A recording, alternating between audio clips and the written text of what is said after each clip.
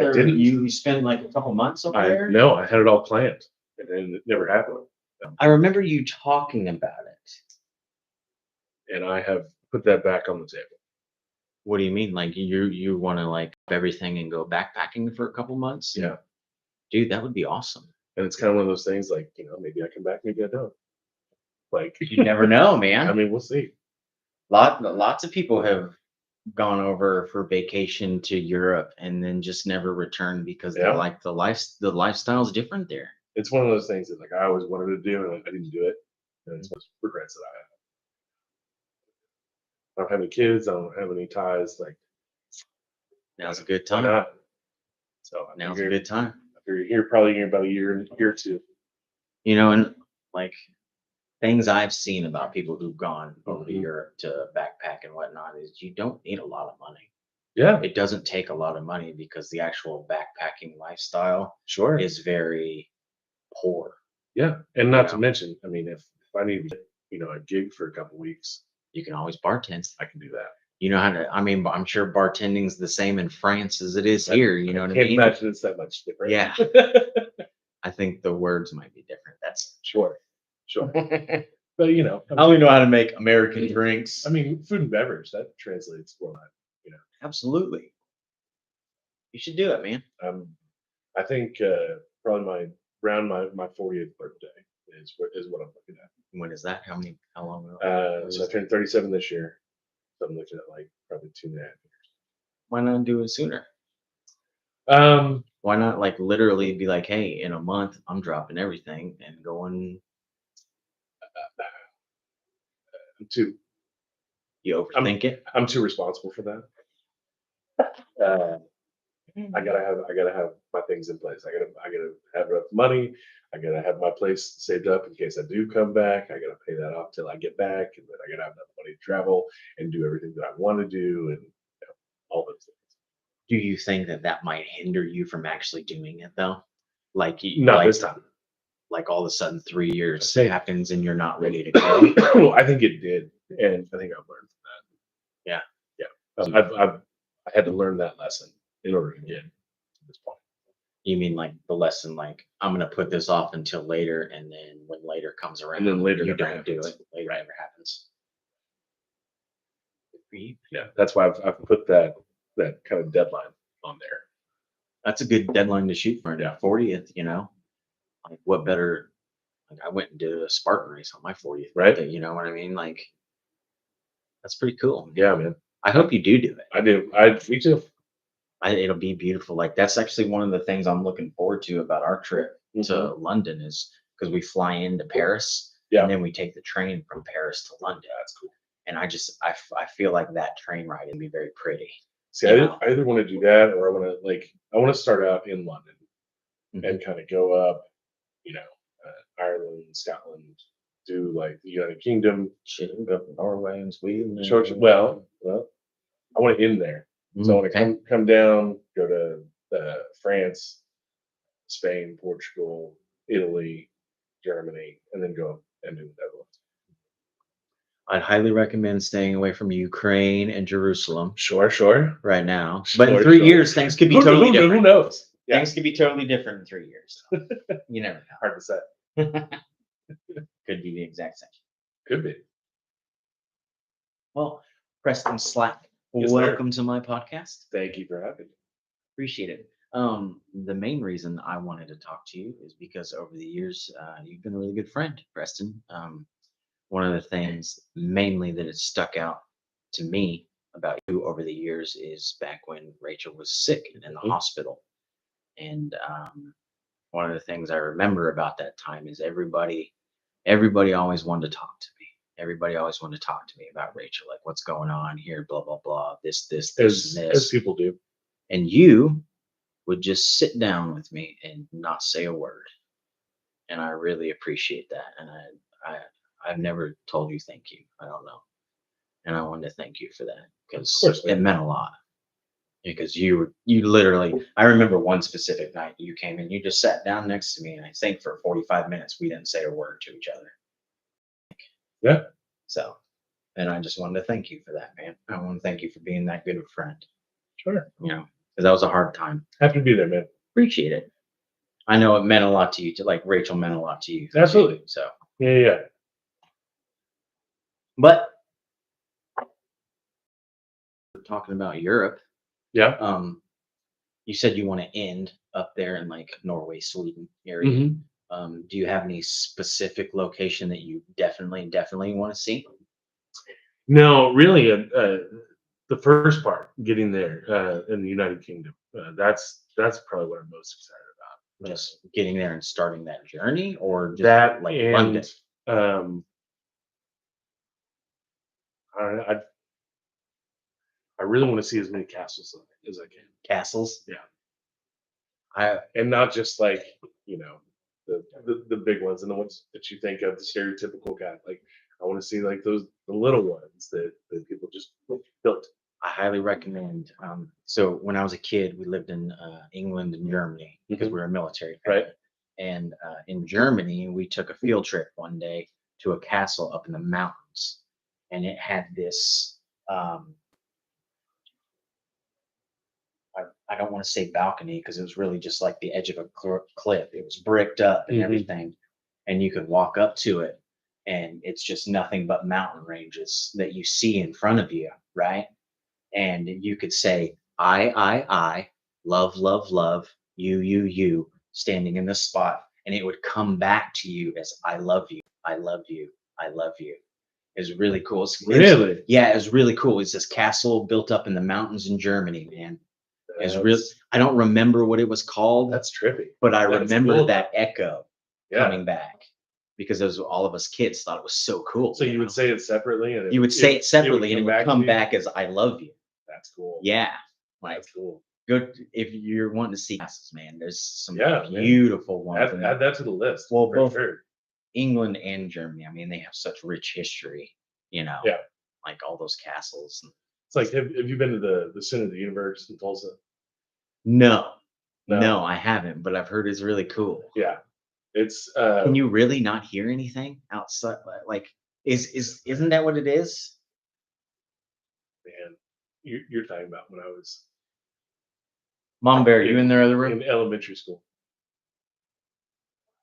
You know Tulsa. I think you hear the echo inside the circle. Like of your own voice? Right. But you can't hear it outside the circle. And the circle's like maybe this big. So you get in the circle and you can speak and no one outside of the circle can hear you. Right. Right.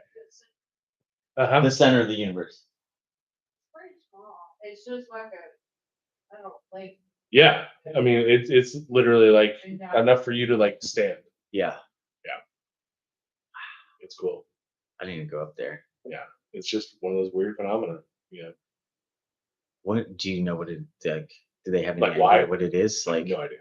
Is it electromagnetic frequency? Like, could not tell you. I'm sure somebody's looked into it, but I have no idea. I can show you where it is. They've got this giant pole, but yeah, I couldn't give you a reasoning. I saw a clip of it on the Tulsa King show. They referenced it in that because he went and in the show he like spoke to his daughter, like his feelings inside the circle. Gotcha. You know what I mean? Yeah. Like he kind of expressed his emotion inside the circle, and there in the scene there was a lady sitting outside of it, and he stepped out. And he's like, "Did you hear that?" She's like, "Nope." You know. I just remember going. It was like a field trip we took. You know, elementary school. Like we're going downtown. We're gonna learn about the history of Tulsa. You know. Did you actually stood in the circle when you were a kid? Do you remember? Like, did you have any kind of feelings or anything while you were in there? Or? No, I mean, no. I mean, we're talking probably 30 years ago, but yeah. Sometimes you remember stuff. I just remember being weird. Like it definitely like you hear like an echo, kind of like a pulse. But yeah, other than that, I need to go up there. Check it out. It's not that far of a drive, either. I don't know why I've never done it. Yeah. Plus, I mean, Tulsa's grown quite a bit. You know, There's a lot of really cool bars down there. I go up there and I do open mics up at the up there since the Looney Bin shut down here. Mhm. I'll go up to Tulsa every once in a while and go up there. Yeah, man. And they just opened another comedy club as well. The people who own the Bricktown Comedy Club here, Mhm. they opened I think they called it Bricktown Comedy Club in Tulsa. Okay. So like Yeah, go that, check it out. Tulsa's getting big. Yeah. Yeah, it's funny. Like I meet a lot of people down here. They're like, "So what's good in Tulsa?" Like, I moved here before I was ever really able to hang out in Tulsa. Are you from Tulsa? Yeah, I grew up in Tulsa, Or like actual Tulsa, or are you like Jinx? What? South Tulsa. So South I Tulsa. went to Jinx, Yeah. but I grew up South Tulsa, just other side of the river. So whenever I go to the comedy club, it's on Memorial. Mm-hmm. So I Memorial take of the what? I take the turnpike, You and know, then I you get know what the off. cross street is there? I'm trying to think. Hang on. So I get off on the turnpike that heads you to the south side, and then I get off on Memorial and I take a left, and then I go about I want to say 3 miles, and then the comedy club's in a plaza Are you going heading north on Memorial? Honestly, I couldn't tell you off the top of my head. Yes, because the sun sets on the left side. Yes, so north on So you're Memorial, probably like 71st in Memorial. something like that, maybe. Yeah. I want to say it's 3 or 4 miles. So From that when you get off the highway there on Memorial, Mhm. if you were to go to that first intersection and take a left and go down a mile, that's where I grew up. That's 91st and Sheridan. Okay. Okay. So that's my old stomping grounds right Oh, okay. Okay. Yeah. Tulsa's a good one. I mean, I worked up there for a while when I was doing plumbing, and I didn't care for it because it's all a whole bunch of old houses. A lot of old money, old oil money. Uh-huh. Yes, sir. Uh-huh.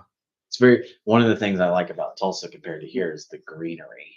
Mm-hmm. Like they have trees everywhere. For sure. Like that's one of the beautiful things about it, I think. Yeah. And it's a little bit more hilly.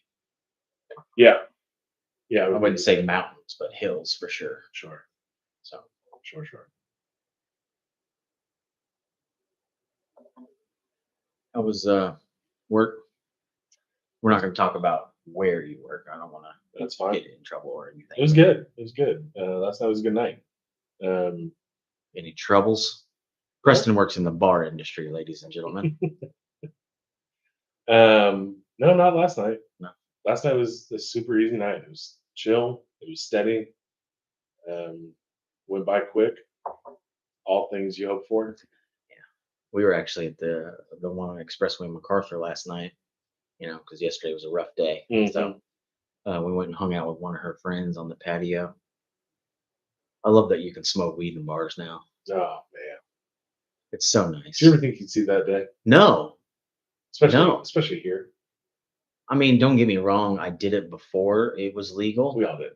out on the patio, but you kind of had to hide it, Yeah. you know? I mean, you had to be discreet. Yeah. Yeah. At least a little bit. Sure. Like at least act like you're Yeah. hiding it. Yeah. But now, like, we were out there smoking a joint, and another table pulled out a joint, sparked it up. Like, Yeah. very 420 friendly. This I- city has become, I had to do that. Oklahoma.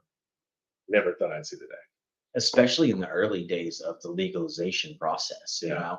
because Oklahoma was one of the last places to allow tattooing in the United States. Absolutely. Yeah. Yeah. And it's just because of their moral, the way they set things up here. Yeah. That's the fucking Bible Belt, And it was weird how quickly it took hold. Like as soon as that whatever passed, that question passed, it was like game on. every drug dealer with extra money opened a shop. Yeah. It's actually one of the things that we don't really care for is like marijuana shops are like 7-Elevens now in this Absolutely. city, dude. Everywhere. And it's kind of an eyesore. I mean, now, I mean, especially now because 3/4 of them have gone out of business. Mm-hmm. So now they're just empty buildings. Well, that's what I'm saying. Like, it's like every drug dealer was like, I'm going to open up a weed shop. we've Yeah. got the best weed, and then 6 months later they'd be shut down. Mhm. You know, and it seems like the only ones that stay open for a decent amount of time are these chain weed shops that come from other states. Right. You know, Well, they had years to figure it out, yeah, absolutely, and they've got it figured out. yeah, They know what they're doing. yeah. Um, yeah, I mean, all for supporting local, but it's the reason Walmart still exists.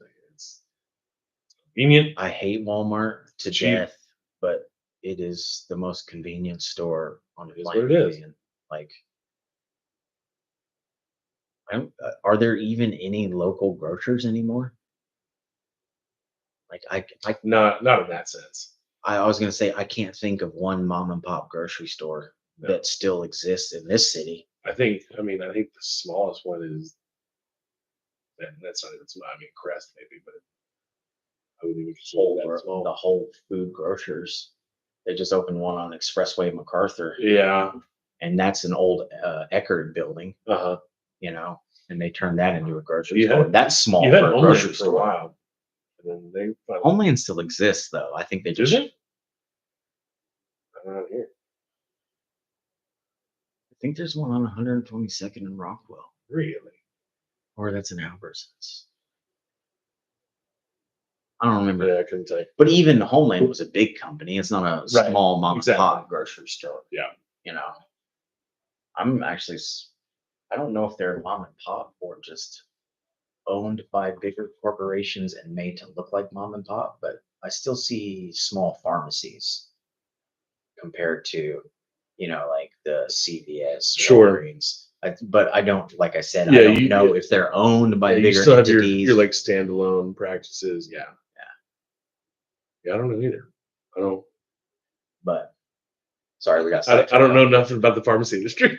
I don't either. I do know that I don't fucking check myself out at Walmart when I go grocery shopping. If I buy hundreds of dollars worth of stuff, I'm not checking myself out. Also, and I understand why they're doing it, but like, don't badger me.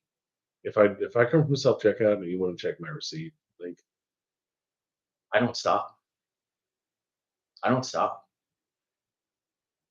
I- People look at me and Rachel like we're dicks all the time. But I- I'll walk listen, right past the line. I understand your business model. I understand what you, but if I'm going through self checkout and I see 6 people standing in front of me checking to make sure that I'm bringing it in the right way, And make sure you're not skipping something. why can't that person just do this? You mean the cashier job? Yeah. I did. The only time I use self checkout is if I only have a couple things and I'm just trying to get out of there quick. I mean, it's not like you're paying them different. You're probably paying them more now not to do that. It blows my mind. I cashiered at Walmart for a while. I know that job. I was a CSM at Walmart. I I know what they're doing, and I just don't agree with it. Yeah. I'm sure in the long run, that's one of the reasons why they quit being open 24 hours because people were stealing shit. God, I miss that. I mean, don't get me wrong. I've taken a few things from Walmart through the self checkout, Like we're all good. but who hasn't? We're all good. What did you think was going to happen when you started letting regular people who don't have a lot of money Sure. start checking themselves out? And honestly, plausible deniability is a wonderful thing.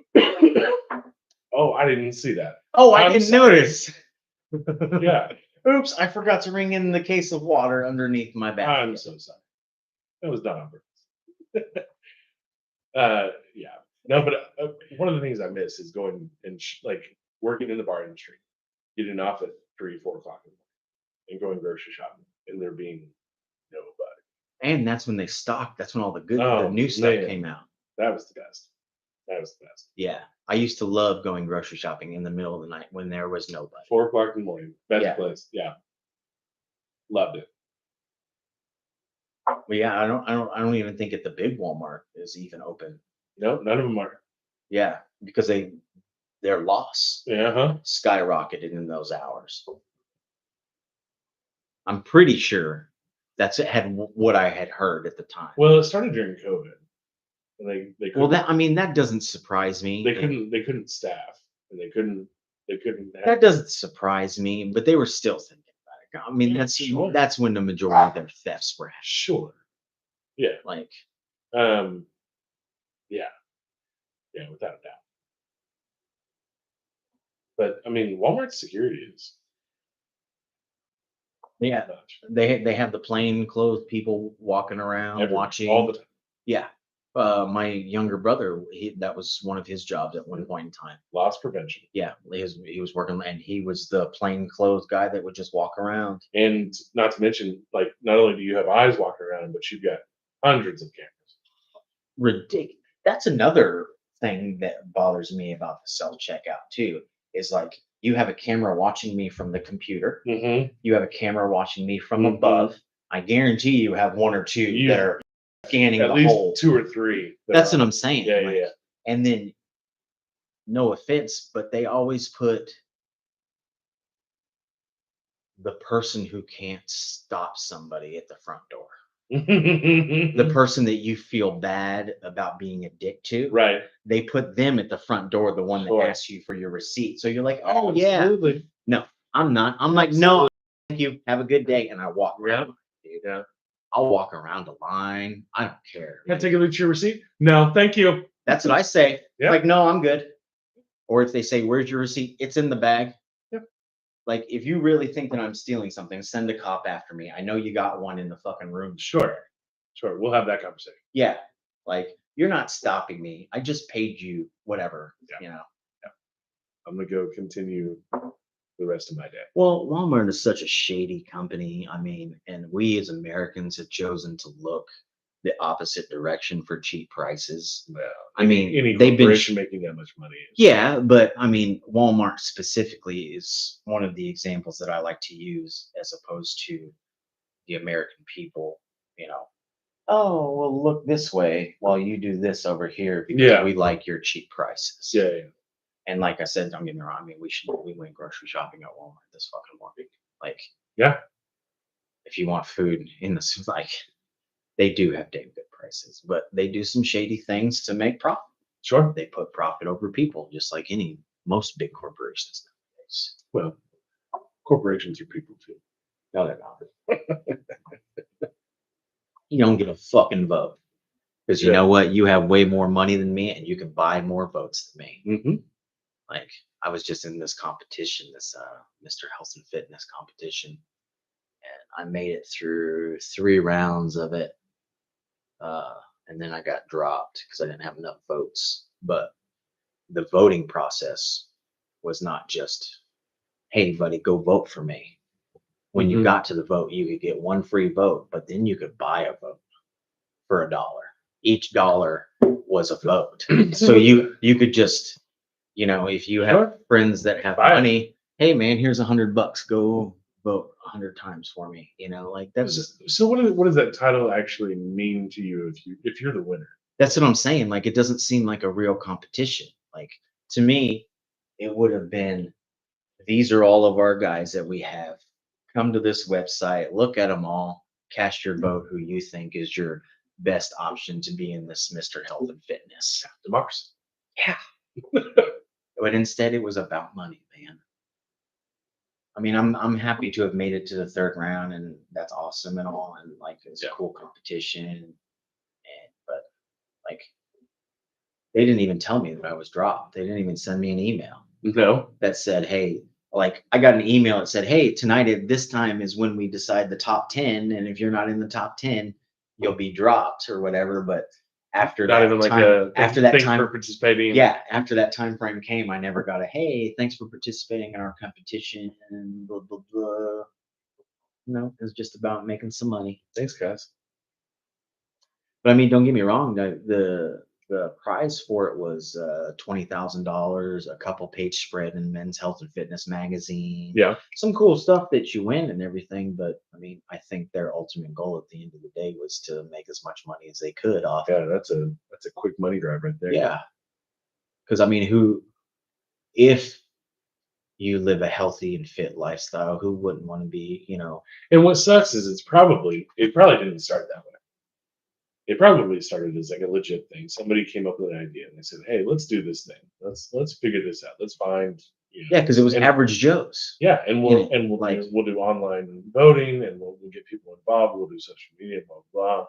And then one person was like, "What if we do this?" what if we charge $1 per And nobody vote? stopped it. Probably. That's how it goes. Sad, man. It's a sad, Yeah. sad state of affairs. Oh yeah, that's a good idea.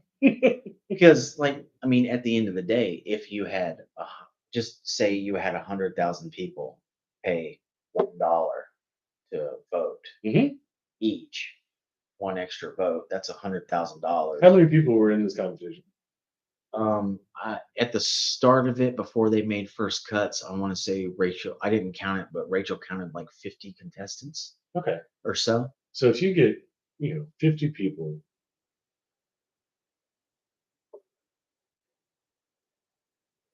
to come up with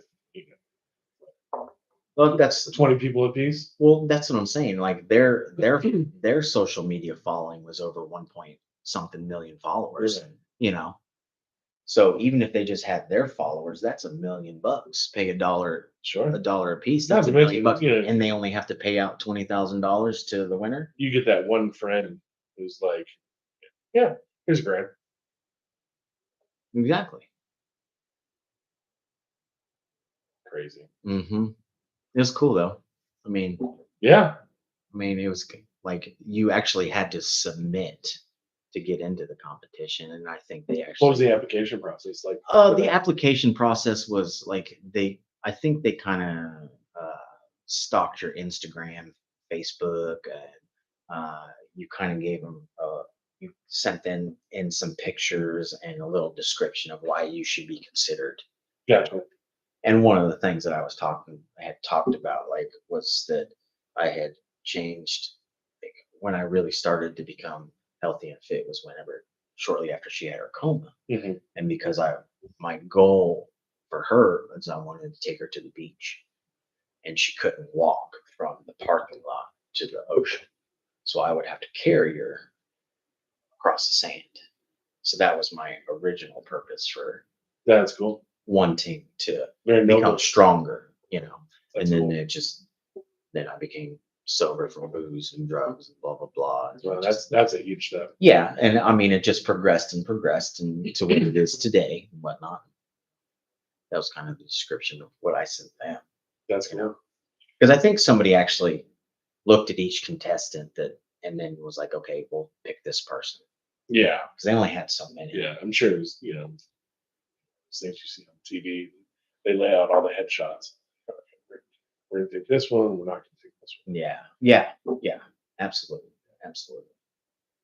There were some people in there that literally they didn't have any. There was a few different options you could add descriptions to your profile that Mhm. people could see to vote for you. I remember Rachel saying there was this one guy who just had pictures. He didn't have any description whatsoever. He just submitted pictures, Yeah. you know.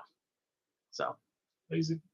or like maybe he just wanted his body to do the talking, like, you know what I mean?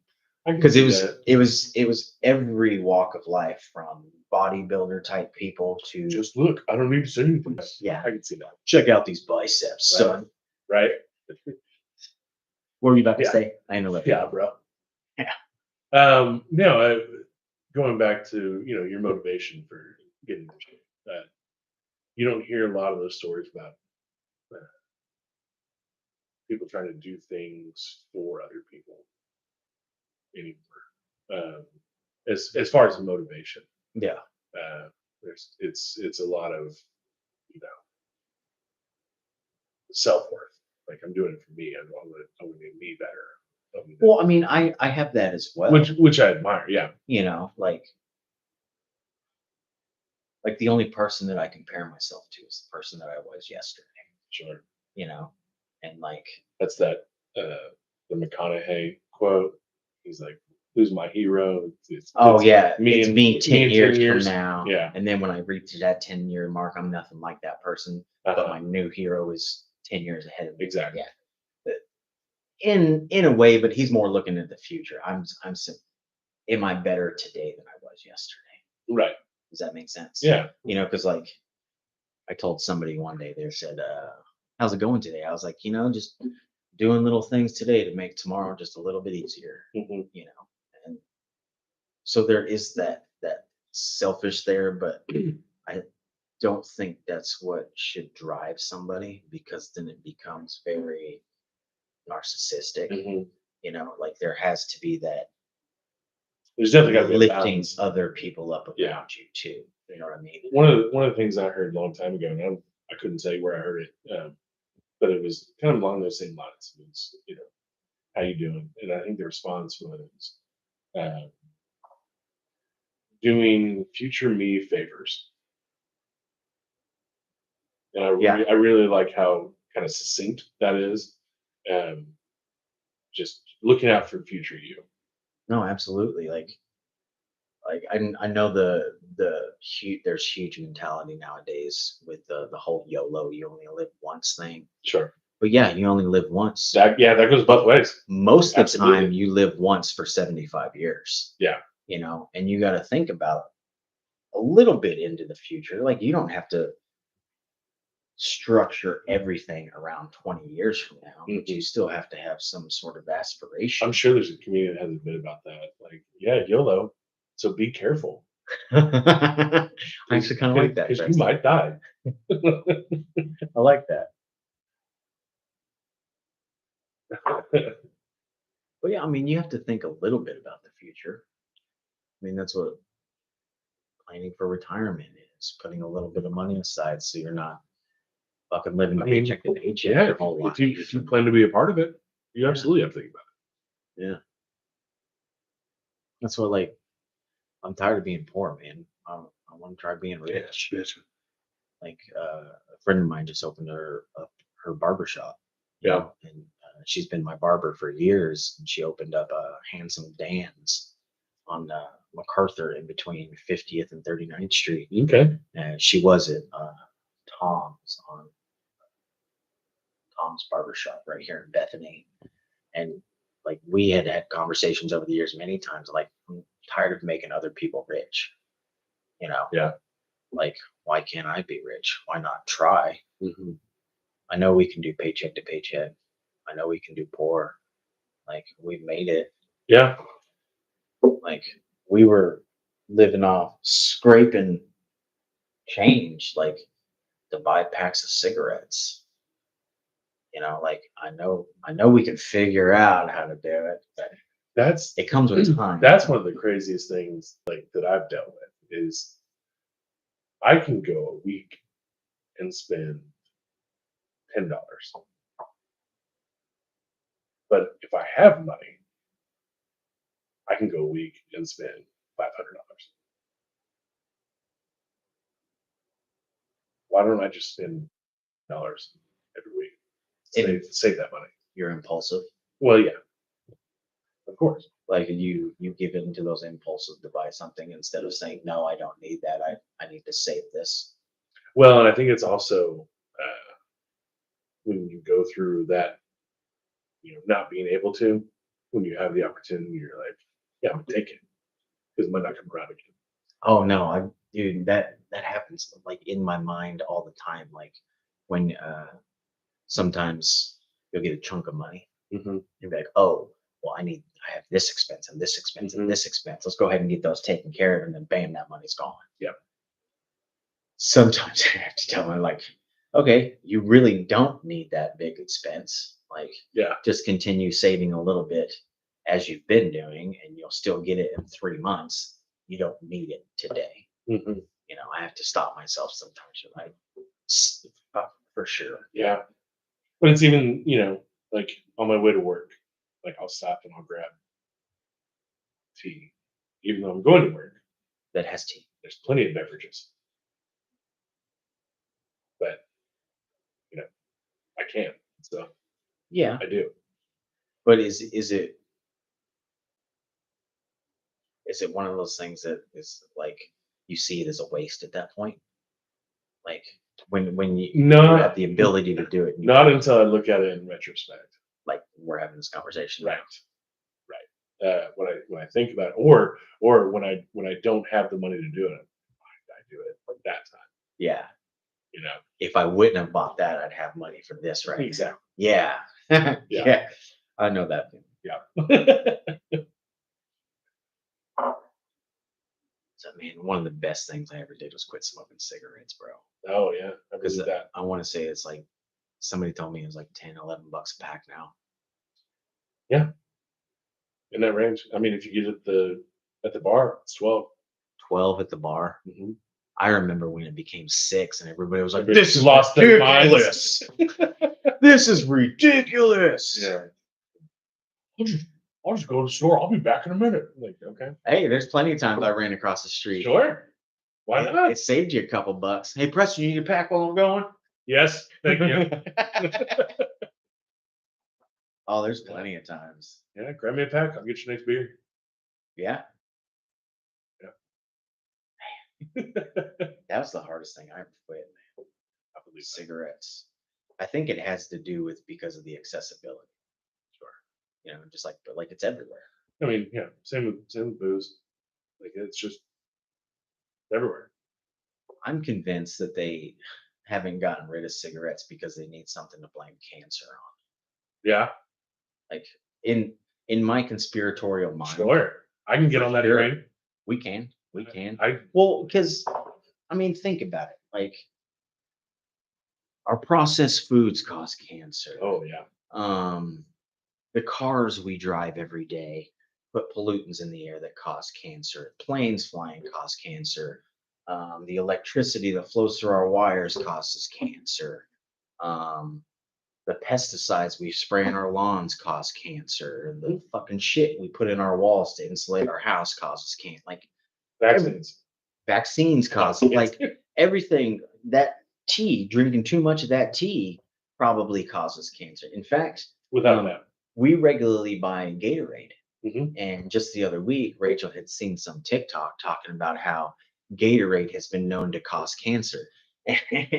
She quit buying it for a week, and I went and bought some. I was like, I drink it after a run for electrolytes, like Right. it's meant for. Right. Like the people that it probably causes cancer in drink nothing but Gatorade all day long Mhm. and live unhealthy lifestyles. And yeah, maybe it does in that aspect. But so much stuff causes cancer that it's just so easy to have a product out there Mhm. that they can be like, well, everybody smokes cigarettes, and cigarettes is the leading cause of cancer. He smoked. That's probably what causes cancer. Let's not look any further you know what's into it. worse is not smoking cigarettes and being around a smoker. That's secondhand. Yeah, See, I think that's even worse. fucking bullshit.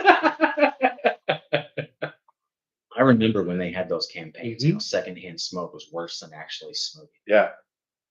Like, how do you figure? Mind if I smoke? If I die. That was the commercial, wasn't it?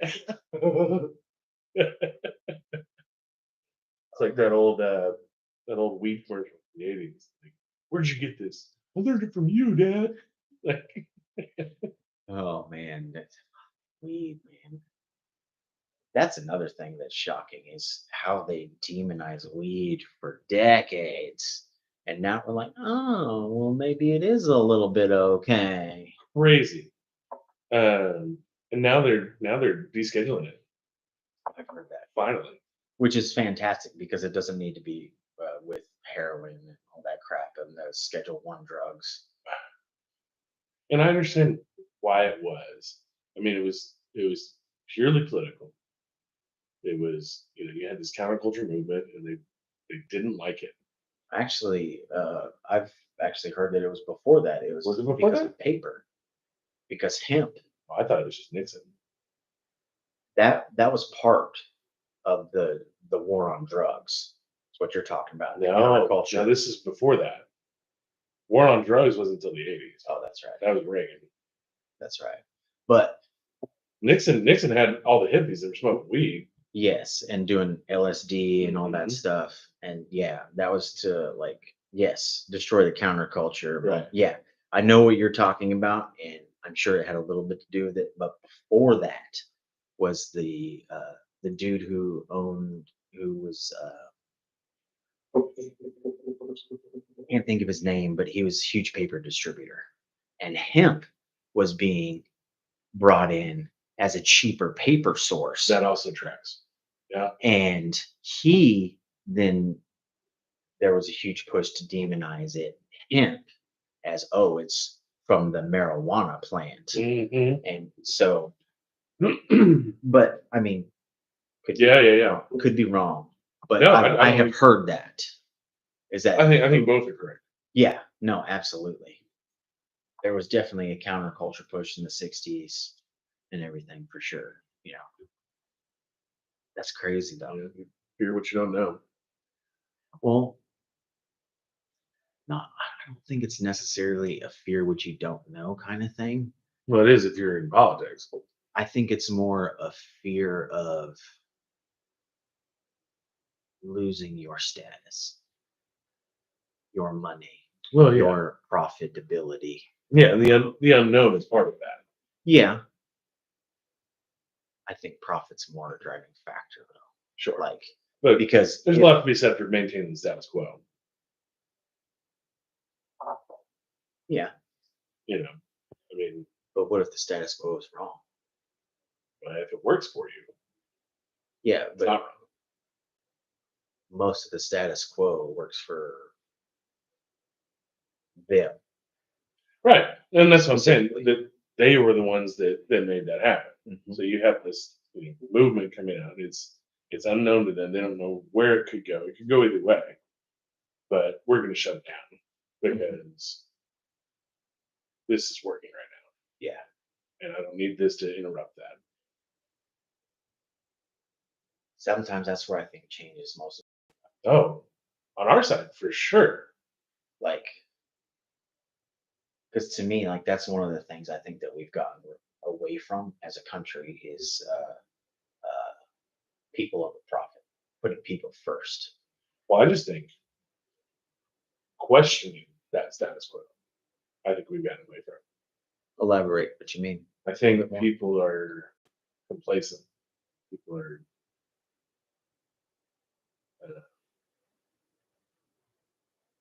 okay with being okay. As long as their daily lives aren't interrupted, Mhm. they don't really care, kind of thing. Mhm. Which I mean, yeah, yeah, for sure. Like most people, yeah, And I get that. I'm guilty of it too. we're But- all guilty of it. Yeah. But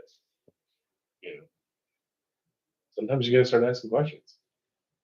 Can this be better? Is this the right way? That's, I mean, that's kind of where I'm at, man. And the Mhm. point in my life where I look at everything like, let's take the coming election Mhm. as an example. Like, are we really saying that these are the two best guys that we have to run this fucking I country? said that for decades, man. Like this is the best that we can come up with. That's what I'm saying. Like, We're one of the best countries in the world, something's not working. right. and these two, Yeah. like, Like I remember being a kid and listening to my dad talk about voting for the lesser of two evils. yeah, And that's a terrible way to look at it. Mhm. Terrible way. Like here recently, one of our current congressmen for Oklahoma, Tom Cole, is running again, and some dude from Texas, Paul Bonder. is running against him. Yeah. In this state. Do you? Okay, so Hang on, let me finish my thought. sure, real quick. go. The only commercials we see about it is them talking shit about each other. Super annoying. Like, are you serious? Mhm. You're two bullies on the playground talking about who's the better bully. Mhm. Like, neither one of you are good. Right. Why don't one of you step aside and say, "Hey, my name's Paul Bondar. This is what I stand for. This is what I want to go to Congress to do. This is blah blah blah. You should vote for me." Don't mention a freaking thing about your opponent. Or the the claims that he's making. Like, don't pay attention to the slander. Don't pay attention to that. Just say, Exactly. this is what I will do for you. And let's see, that's another thing. Like, for example, specifically this Paul Bondar, if he actually does live in Texas and he wants to come here and run for Congress, lead with that. Oh Say, yeah, hey, I am a Texan, but I see that your state, Oklahoma, needs some good leadership. So that's why I'm willing to move my family up here to try and make you guys as great as we are. Blah blah blah. Whatever you might well, have to say. and that being said, it kind of makes me think that that's not why he's doing it. Exactly. Like you're doing it for the fucking money. Right. Tom Cole's right. Those campaigns are right. Yeah. You're not denying any of that. He may be talking shit about you, but I'm like, but it's right, dog. Yeah. You tell him. The killers. The killers. The wind is blown. Oh, there must be a dog in here. Get that win. Is there a cat? He's looking at the ground like something's out there. So No. go ahead. but Go ahead. I hate this time of year. Oh, dude. It's like every other commercial if you watch regular normal television. And it's the same commercials. Mhm. Just over and over. Just like I I always joke like one day my eyes are going to get stuck in the back of my head. From rolling my eyes too hard. They're gonna get stuck. Like, I can't help it. No, that stuff is so annoying. But I mean that dude, that bickering, like it's two bullies on the playground talking about who's the best bully Mhm. or who's the better bully. Yeah. You know, oh, well, I'm nicer bully than you are. I only put his head in the toilet once this year. Yeah. I only took $1. You took 5. Like, Yeah. Still not your money. You were gonna say something, but I stopped you. Sam, Gus. Oh, I was going to ask you what you actually thought, because Bonder kind of has responded. He's like, I've got a property here. I'm building a house here. I'm moving to Oklahoma. I'm doing this. Yeah, but in that commercial, it shows an empty lot. It shows. Well, that's the Tom Cole side. If you watch the Bonder, No. I've watched the Bondar side.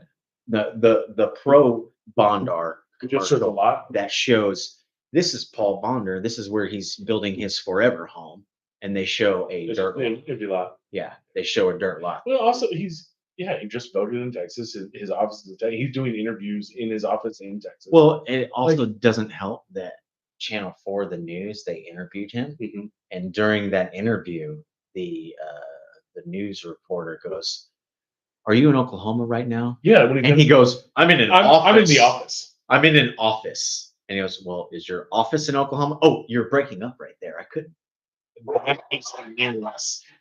That was hilarious. Would you say there? What? What was that? I get that. No. And then he asked him again. He's like, "Are you in Oklahoma?" No, No. I'm not. Like, that did not make you look good, bro. Oh, it did not. It's not a good look. But that's what I'm saying is you should have led with you like whoever you have doing your public relations is doing a bad job. What you're asking for is transparency and honesty in politics. I understand that, but And sometimes, but that's what people are starting to crave. Absolutely. Like, I'm just saying it's a hard ask. absolutely. Yeah. Like, do you know anything about RFK? Have you listened to Robert F. Kennedy at all? A little bit. Have you heard him talk on any podcasts, things like that?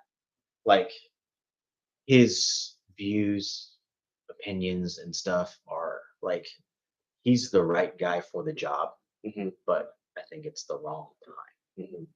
because we're getting to a point with the internet and social media and independent media coming up as opposed to corporate media, and people are starting to realize more, or it's in their face more that they're being jerked around. Yeah. Maybe they've known about it, but they don't see it on a daily basis. And I think it's becoming more apparent to people nowadays. Well, I think it goes back to what we were talking about earlier. I think people have always known it, but it did not affect their day to day Mhm. as much. And now it is. Well, because you get news feeds from everywhere. Like that's the biggest thing about the Palestinian Israeli thing is everybody's seeing these videos of kids and women dying, and Absolutely. then that's what's building this uproar, which is a powerful tool to be used, and Yeah. like Not to mention, it's $5 a gallon for gas, and that's a big deal. that's actually so I bought a motorcycle, right? Uh-huh. Uh, you remember my last bike I had I do. long years ago. Well, I finally got another one, and man, my car is this Isuzu Rodeo out here. Mhm. It costs $50 to fill that thing up Yeah. because I have to put in real gas, not the 10% ethanol. Okay. So it's easily $50 to fill that thing up. Yeah. It costs $11 to fill up that motorcycle, and motorcycle full tank, Yeah. No question. 3-4 gallons lasts me a week and a half. That's You why I drive that Kia Soul. Yeah. Yeah, man. Like the money I'm saving in gas by riding that motorcycle will literally make the motorcycle payment. That's crazy. I know. Like that's how expensive gas is. Yeah, that's crazy. And that's ridiculous. You remember when it shot up above like $1.50 Mm-hmm. and how ridiculous it was? Yeah. Because it went from that to where it is I remember roughly now. having that conversation with my dad, and he was like, I remember seeing it above $1 would be the craziest thing I've ever seen in my life. And it was an uproar when it went above $1. Uh-huh. Because when I started driving when I was 16, which was fucking long time ago, 26 years, man. $10 would fill up my gas tank. Yeah. And it was less than I want to say it was like around 95 cents. Yeah. When I started driving, that's the cheapest I remember. I think it was. My head. Yeah, I think it was probably $1.10 when I started driving. Yeah, just crazy. Yeah. And now it's 3-4 times that. Yeah. That's what it's ridiculous. And when people get used to things, is what's so shocking. Mm-hmm. It's like we're all used to $3 a gallon of gas now. Because if it drops below 3, we're like, woohoo. Yeah, right. Like, no, you shouldn't be fucking cheering for that. No, You should be cheering when it gets back down to $1.50. It reminds me when I was managing Buffalo, and got servers. They roll silver. They're like, look, I rolled my silverware. Like, yeah, you're doing the bare minimum. Cool. That's how it should be. Same with gas. Like that's where it should be. Yeah. We shouldn't be celebrating that. Hey, it's below $3. You don't get a pat on the back. It's Well, see, that's the minimum. That's another thing that's constantly a slap in our face, dude. Is like, watch whenever 4th of July comes around, gas will spike Mm-hmm. because a lot of people travel and they're going to make an extra $5 billion that fucking weekend. And we just were like, here you go. It's like that's why I don't play the lottery. Yeah. Like one of the reasons I do not play the lottery. Yes, people win the lottery and people make a whole lot of money off the lottery. Absolutely. Sure. But 99.9% of people just simply give their money away to the lottery. And half of that money that you give away goes to the United States government. Mm-hmm. So if you give them $2, basically $1 of it goes to the winner and $1 of it goes to the government. Well, then where's Somewhere the money, around where's the money going to education? What you talking about?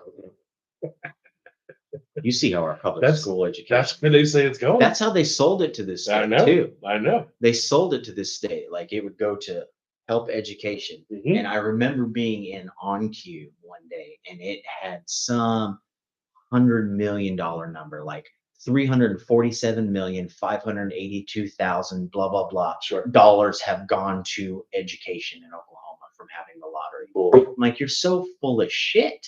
Absolutely. And if it did, it went into some politician's pocket up at the top. If it actually did.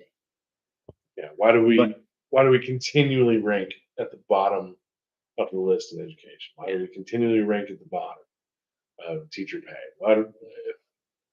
if we had an influx of $350 million, we would not be in the bottom. Yeah. Yeah. It's crazy. Why are our public schools not looking like fucking universities with huge libraries where kids can learn Some are, to critically think? but they're privately funded. They're private. Yeah. Private schools. Yeah. That's what I'm like. I can tell people, I'm like, instead of spending your $2 on a lottery ticket, I was like, take that $2 every week and put it in the stock market. Sure. Download the Robinhood app. Put $2 in the stock market every week. And at the end of 20 years, you'll have a nice chunk of change. You might even have a couple $1 million. Right. Like you won the lottery. Guess what? You won the lottery. You won. Yeah. And you didn't lose it. What is that? I think it's Key and Peele. But it starts off like two guys trying to rob a bank. And he goes, listen, I got the best plan. Foolproof. No question. So we go in. We get jobs. We show up every day. Work for 10 years. They're not even going to see us taking the money out of the bank. The guy looks at me and goes, man, that's a job.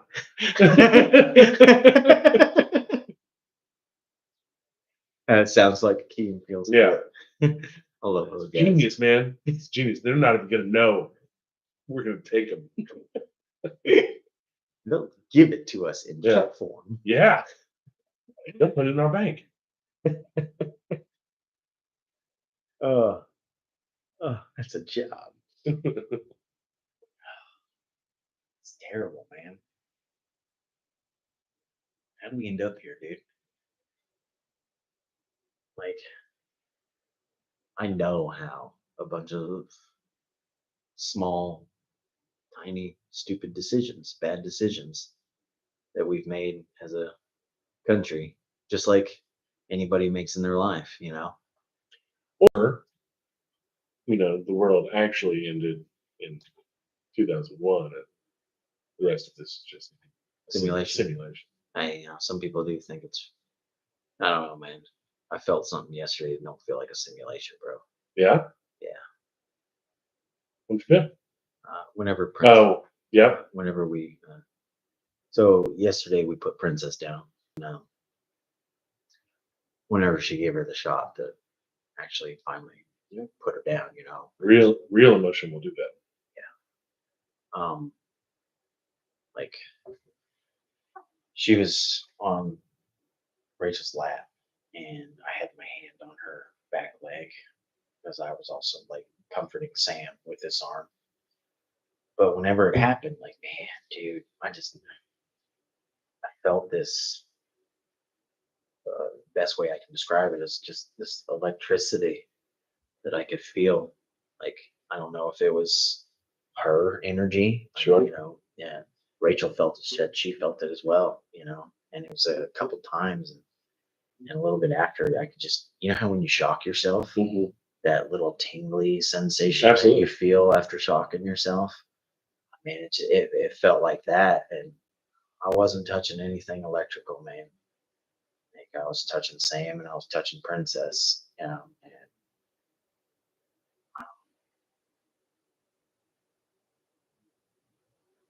there's something to this life that just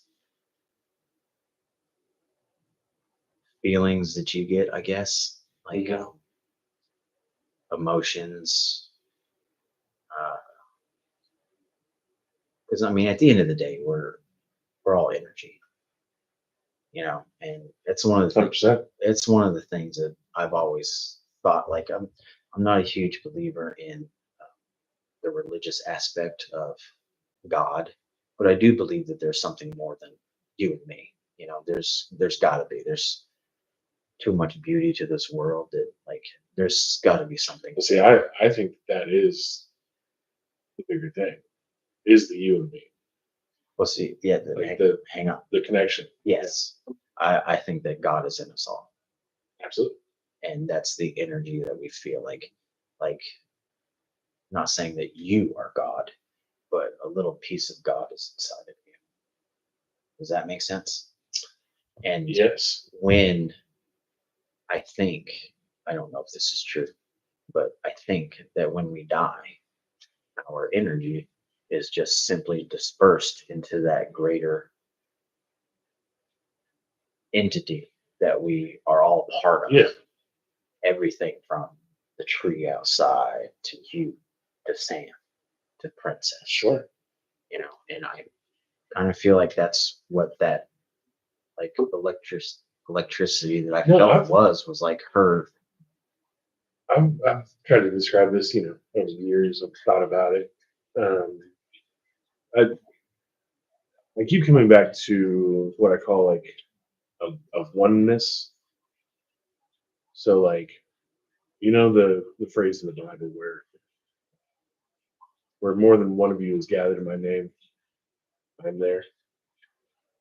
Familiar with that? I think so. Yes. Yes. So that kind of concept, the connection that we have with other people, anytime that we can connect and get together, um, God grows. There's more of that in that moment. Ooh, I like that. Does that make sense? Yeah. So what I think is that we are all. I think of God as being the universe, right? Mhm. So we are all part of the universe. We are all different pieces of it. Uh, we are the universe experiencing every possible outcome that can be. So that if you're in a group of 100 people, there's more of that feeling of oneness, of God Mhm. in that moment. Um, I don't know.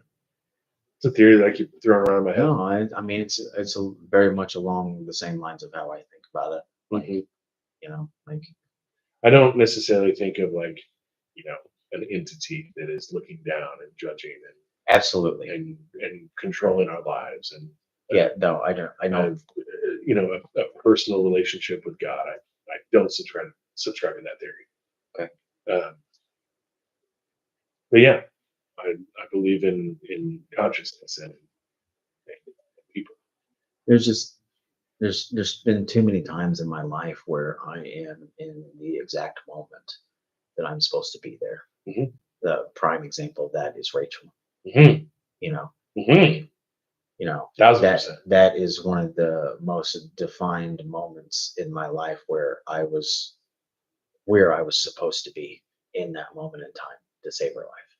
Like No question. there's like the things that led me to be there that day. Like I describe it in my book and the chapter about it, and the things that led up to me being home at that moment. Like you can't tell me there's something that didn't make sure that I was there. Mm-hmm. You know, like, and to some people that's God. I mean, Sure. to some people it's the universe. To some people it's Allah. To some people, it's Krishna. Like Yeah. there's many different names for what we're talking about. And I mean, at the end of the day, none of us really know until we come to that point Sure. where it's our time to move on from this physical plane of existence. And that's really what I think it is. It's like a physical plane of existence for you to learn and grow. And because you can't be this great spiritual entity if that's what comes next, like without learning some struggle, you know? Sure. I Kind of like you I- can't get to the top of the mountain without climbing it. You know what I mean? Yeah. I'm more kind of subscribed to the theory that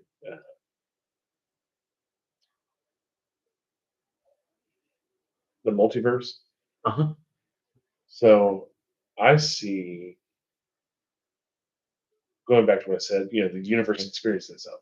Real quick. Sure. If you don't know, multiverse is the idea that there are an infinite number of uh,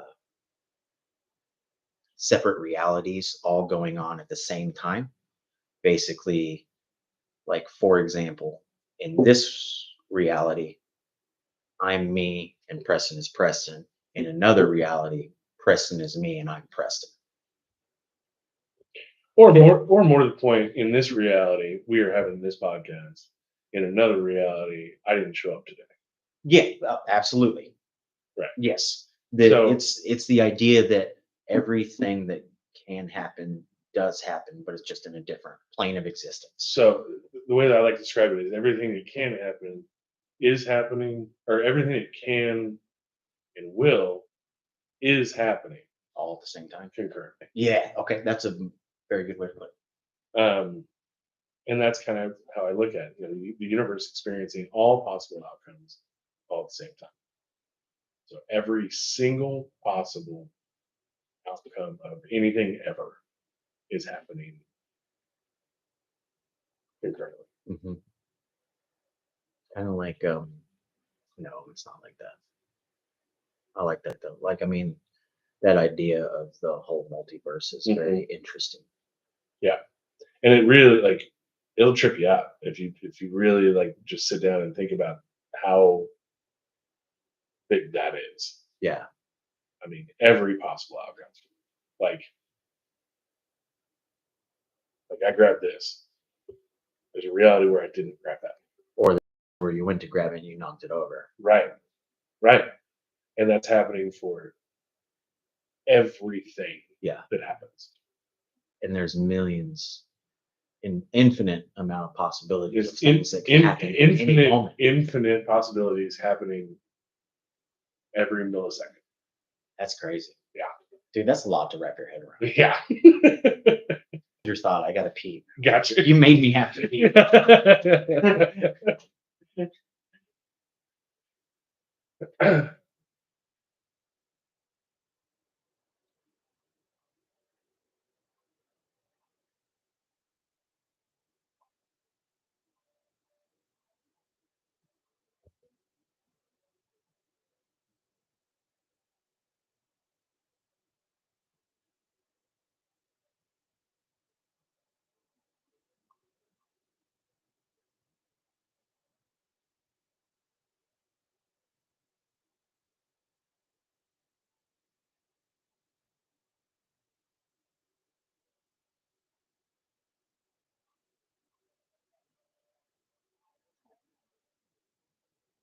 I couldn't help but think that there was a reality where I just pissed all over my toilet. I was thinking there was a reality where you just pissed your pants. It was getting close. So that was almost this reality. Yeah. Haven't done that for a long time.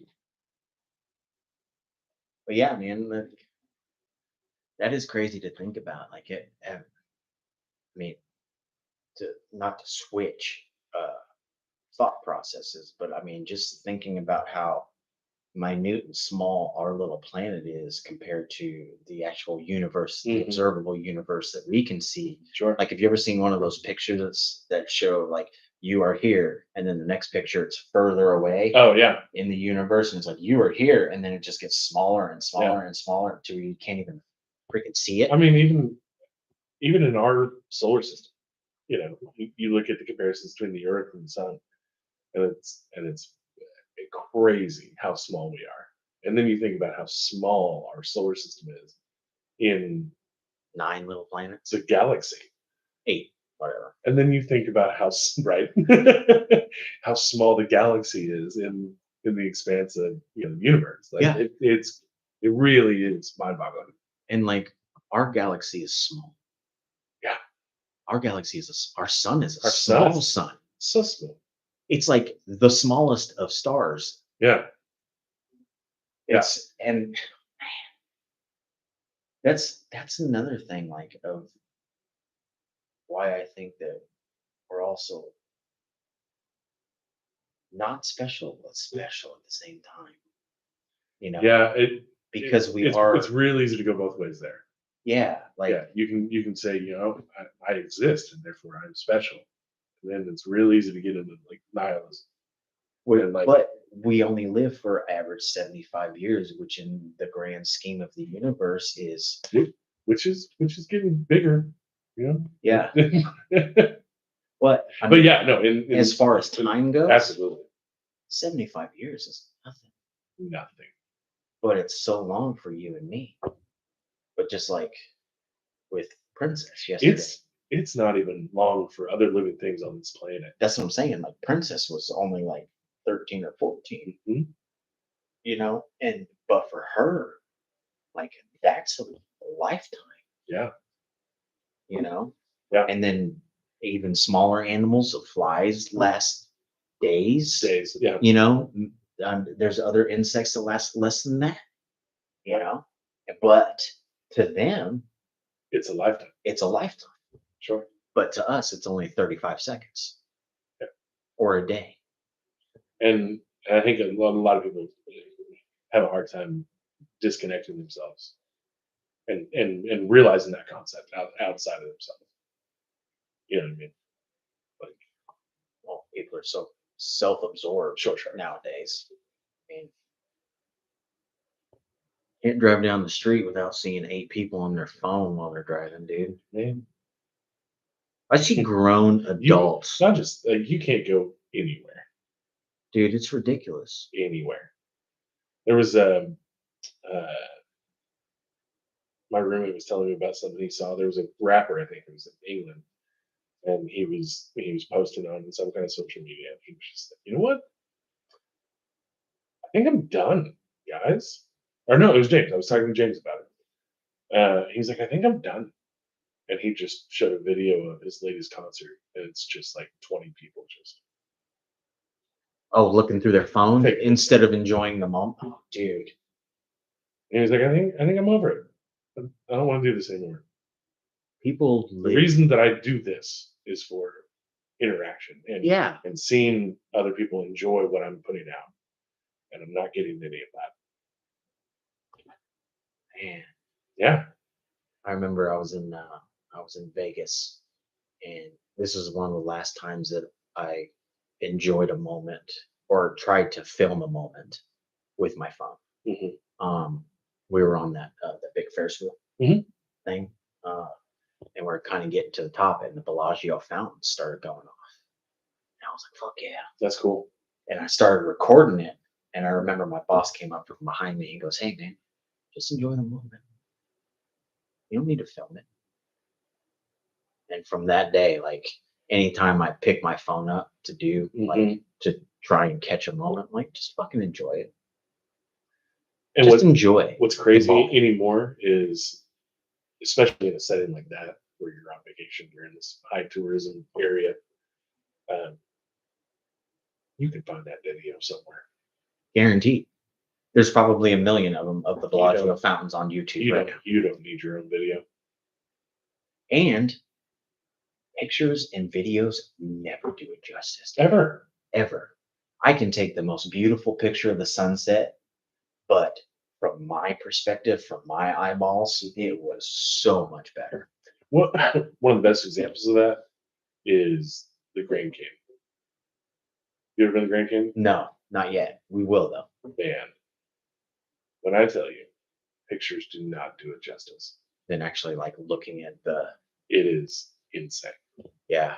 We went there. My brother moved to Scottsdale 2 or 3 years ago, and the way that my family does vacations is the week before Thanksgiving. We go, we spend a week in like Verbo or an Airbnb or whatever, and then we're done with our holidays.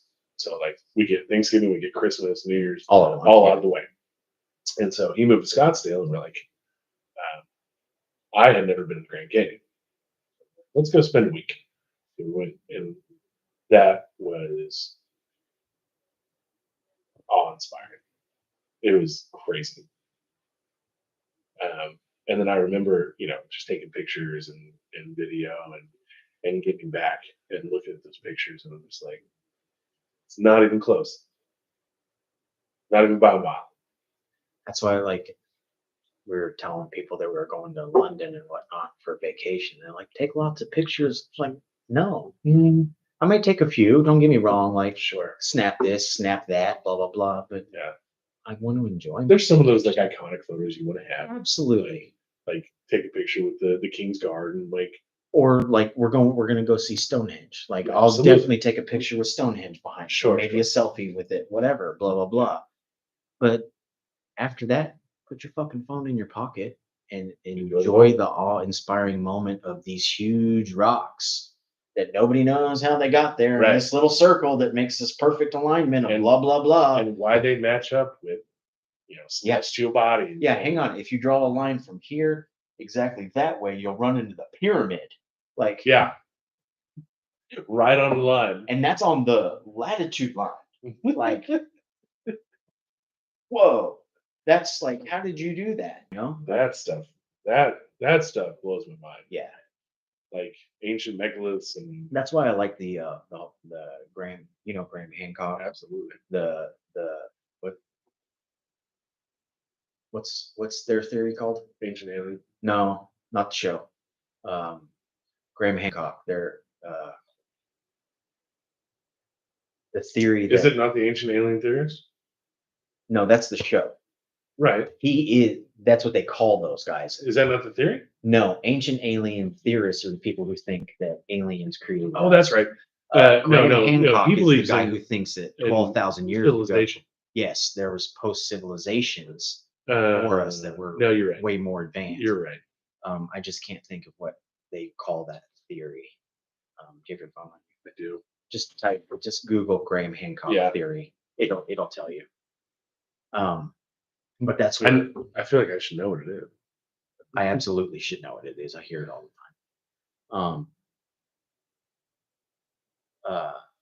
But that's where that kind of theory kind of comes into play, is that idea that greater civilizations have lived on this planet before us. You know what I I mean? don't know that I appreciate that explanation from Wikipedia. What did it say? Graham Bruce Hancock is a British writer who promotes pseudoscientific theories involving ancient civilizations and hypothetical lost lands. Yeah. Okay. well- Somebody's a skeptic. Well, Wikipedia is also one of those things that you can, if you pay enough money, they'll write what you want. Well, lost civilization theory. That's it. Is that not what you were thinking? No. That's what I was thinking. Lost civilization.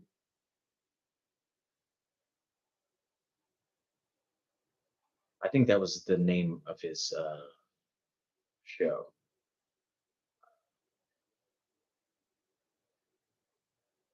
Anything else pop up? But the basis of it was that there was greater civilizations, i.e., Atlantis, Right. that were wiped out by like some major catastrophe, and that we kind of restarted, and all that information was lost over the years. I'm not finding much. And you're good. You're good.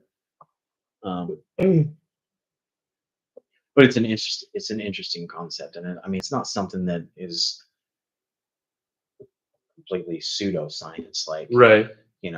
ideas It just it just seems dismissive. Yeah, it absolutely is Yeah. dismissive. Absolutely. Like, I mean, the story of Atlantis has been around for, Hmm. I mean, Plato wrote about it. Yeah. Like, the whole idea that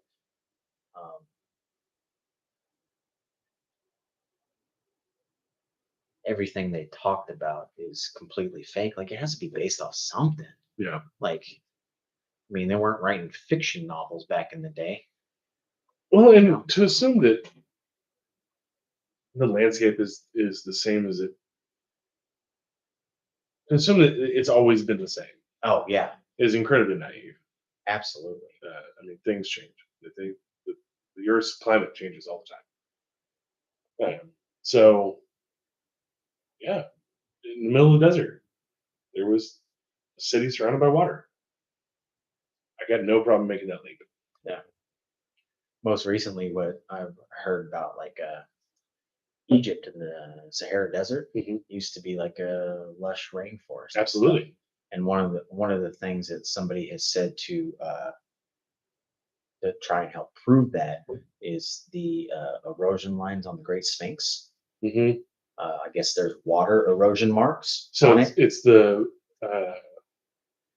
what's it called the temple of the Sphinx. Okay. So it's not necessarily the Sphinx itself, the walls that surround it. Okay. There's erosion on the tops of those that show flowing water, and there hasn't been flowing water there in 10,000 years, Yeah. Well, which that's is crazy. and they say it's not like flowing water like from a river. It's from like rainfall. Yeah, yeah, Like yeah. yeah. Right. And then that's like you said, to think that everything was this way is completely naive. Like there's a reason why we don't know how they built the pyramids. Mhm. Like we can't- Also, the fact that we keep calling them, tombs and yeah, burial places. yeah. There's lots of interesting Nah, son. there's lots of interesting science coming out about how they were like power plants. And Absolutely. some like the water that used to flow underneath the Mhm. Great Pyramid or something was some sort of like I think conduit. I think that is an interesting theory of how they moved such large pieces of rock. I think with the combination of water and sound, uh, I love the sound theory. you can pretty much do anything. Well, like have you ever seen those videos where they put sand on a speaker Mm-hmm. and certain Mhm. sounds cause it to move into certain shapes? Yep. Like the sand will literally move, and it's not because I of the think- bouncing of the I- speaker. Like it's designed. I think that is a lost technology for sure. that we Sound. do not understand. I want to say there was some scientist that levitated something with sound, like a certain frequency. Mhm. There's something. It was just something itty bitty. Yeah. But it with the sound waves, like it elevates. Well, there's a lot of With magnets, you can. like those caves that are all around the world where civilizations have gone underground and they've built massive caves. I can't remember exactly where it is, but there's one where it's like a healing room. It's like a doctor's office, and that they've determined that that's kind of what it was for. But there's a chamber inside there that is meant to vibrate at a certain frequency, and they believe that was used for healing and that kind of purpose. That's cool. Yeah, I haven't heard anything about it. I would look into that. Yeah. That's cool. yeah. I think there's a lot to do with sound that we just lost. Well, there's that whole thing of like how we wear shoes, how we've disconnected from the electricity that is the earth. Here, yeah. Like that's why if you ever heard of grounding, like Mhm. you go outside and take your shoes off and just stand in the grass and kind of just Yeah, let your body get grounded with the earth. I do it Definitely. all the fucking time, man. I don't know how much it does anything, but yeah. No, I mean, even as as a musician, like sound and certain notes, man, they do something. what do you mean? Well, Can you give me an example of just music. You take certain notes, certain vibrations, certain tones, arrange them in this order, and you can make somebody happy. You can make somebody sad. You can affect their emotions just by putting these certain tones in this order. hmm Okay. That's kind of crazy. Um, and then if you take into account the fact that you can use tones and vibrations to sound waves to manipulate physical things, moving giant rocks around. Yeah. It, what else can you do with sound? What can you do with things that you can't see? There's uh, when I watch CCC, right? It is incredible to me to watch people stop what they are doing and look and be like, "What the fuck is that?" That's incredible. I love watching that happen, and it happens all the time. Cece's a beautiful singer. It's cool. Which, ladies and gentlemen, Preston is part of a little group called Cece and the Ivory Keys. Thanks, sir. Wasn't looking for a plug, but I appreciate it. Whatever. They're a pretty good cover band. But yeah, no, just whatever that thing is that like people have. Like, she's definitely got some of them. Yeah. So That's it, man. it's a cool thing, just sitting there being on stage and just like I was at Oki the other night, and this girl walks in, and we were in between songs, and she walks past the pool table, and then James starts playing, and then Cece starts singing, and she was about to go up the patio, and literally just like stopped, turned around, and then sat on like one of the balcony or one of the dividers that are right there, and just watched. I was like, "That's fucking cool." That is cool. Yeah, That's awesome, man. it's fun to be a part of that. Yeah, for sure. Capture somebody like that. Just voice and sound, like you said. Yeah. Like, Just it hypnotizes. just notes, man. Yeah. And it goes the other way. You put them in the wrong order, it repels somebody so quickly. They run from it. You have that effect. Kind of like it's not pushing them away, but it's just like not what they want to hear. So they're like, oh. Yeah. Well, it's Instead of capturing them, it's like, I I mean, gotta get out of here. think about it, you hear a bad band play live, it repels you. It makes you feel uncomfortable. You don't want to be a part of that. There's nothing worse than seeing a band live that you love and them sucking. Oh, that's the worst. There's nothing worse than that. Yeah. Like, you do not sound like that on your album, dude. Yeah. Your album sounds much better. And usually you're way more wasted than when you recorded that on your album. That is true. It's the done. I gotta work tonight, so I'm just making sure. Oh yeah. Father's Day, man. Yeah, man. Sure, it'll be busy. Sure will. Restaurant business.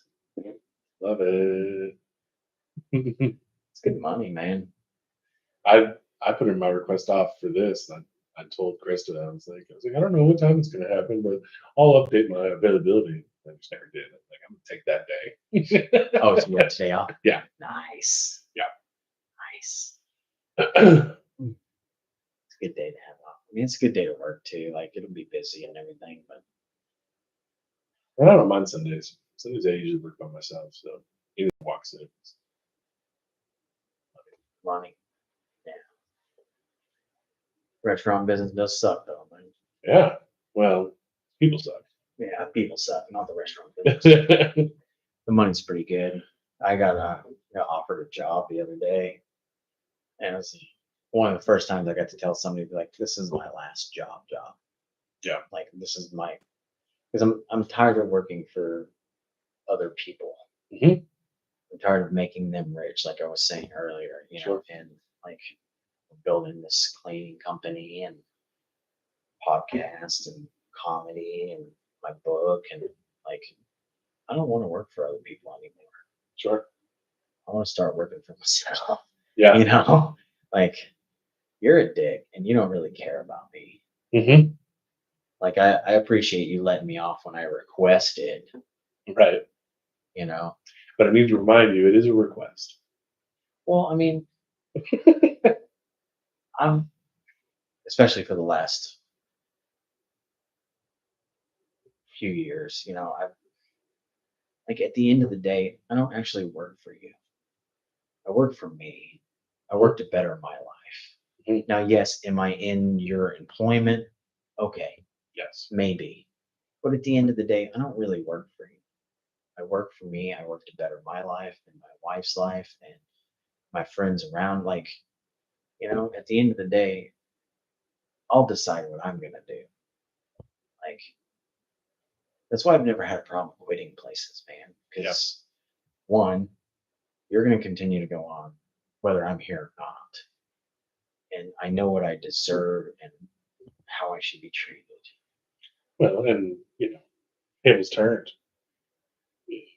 You're not going to offer me the courtesy of 2 weeks. If you decide that I don't need to work anymore, I'm gone. Yeah, I never really thought about it that way, but yeah, you're absolutely It's right. not like they're going to come to you and be like, "Hey, we're going to let you go. Here's 2 weeks to figure it out." Yeah. Absolutely not. Especially in our industry, like the restaurant industry. Yeah. There's so You- much turnover. You're gone. And I've been on both sides of that, like management and the other side. I see it both ways, but for the reason I don't really want to manage anymore. I hate management, man. It sucks. It sucks. Especially in a restaurant, you get taken advantage of. You work ridiculous amount of hours. You don't get paid well. Mhm.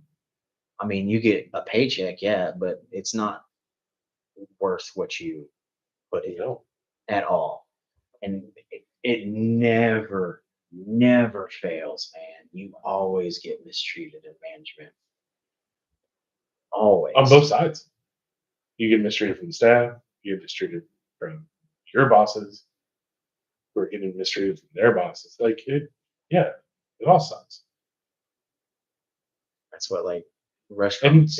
which is, we're just trying to feed people. Like, Yeah. it's Just crazy. food. Yeah, it's not that deep, guys. That's why I think it's so wrong that some of the restaurants that I've been in, they have that mentality of profit, profit, profit, profit, profit, profit, profit, profit, profit. If you build a restaurant that has really good quality and good people that work there, your profit will come. Sure. Because people will enjoy dining at your facility. Because the employees are in a good mood. Like the cooks are a good mood. They're putting love into the food they're making. It's not just an assembly line. Like they actually care. They're not getting paid $12 an hour, which is fucking crap nowadays. Crazy.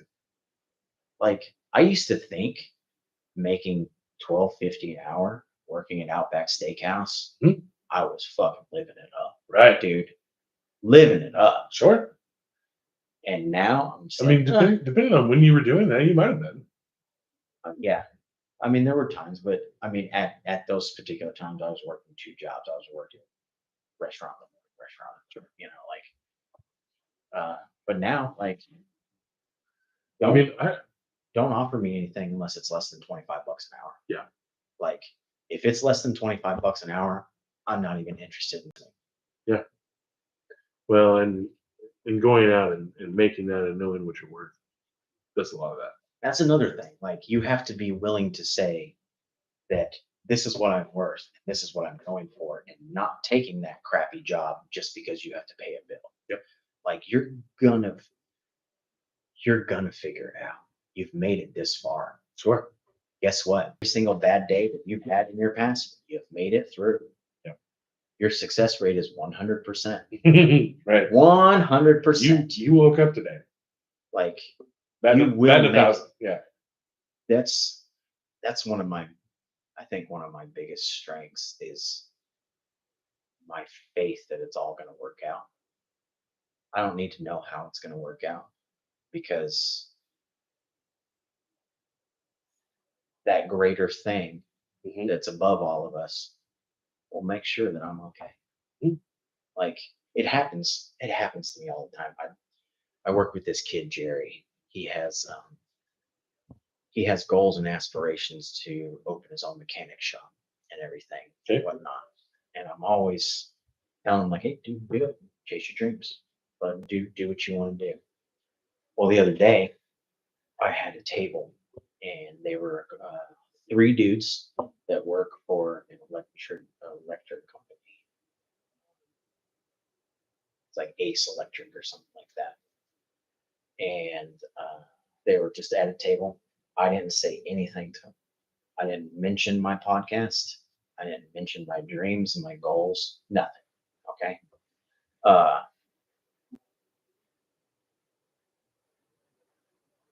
One of the dudes had trouble deciding what he was going to eat. So we had a conversation about this is good, this is good. He wanted to try this, but you could try this, blah, blah, blah, blah. Well, he ended up getting this particular dish and he thoroughly enjoyed it, right? Thoroughly enjoyed it. And at the end of his meal, at the end of their meal, whenever I gave him their tab, the dude asked me, he's like, hey man, if we talk to your manager and give you a compliment, do you get anything? And I just kind of said, no. I might get a pat on the back and say, good job, blah, blah, blah. Good old attaboy. But whenever that happens, or whenever someone likes a dish I suggest, I always mention my podcast. If you want to do something for me, go follow me on YouTube. There you go. Okay.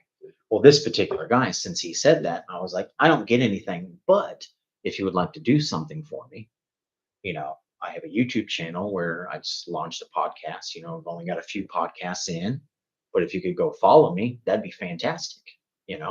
And I left and took some dishes away and blah, blah, blah. And I came back and they were like, hey, what's your podcast about? Blah, blah, blah. I was like, the basis of it Sure. is being a better person, whatever it may be.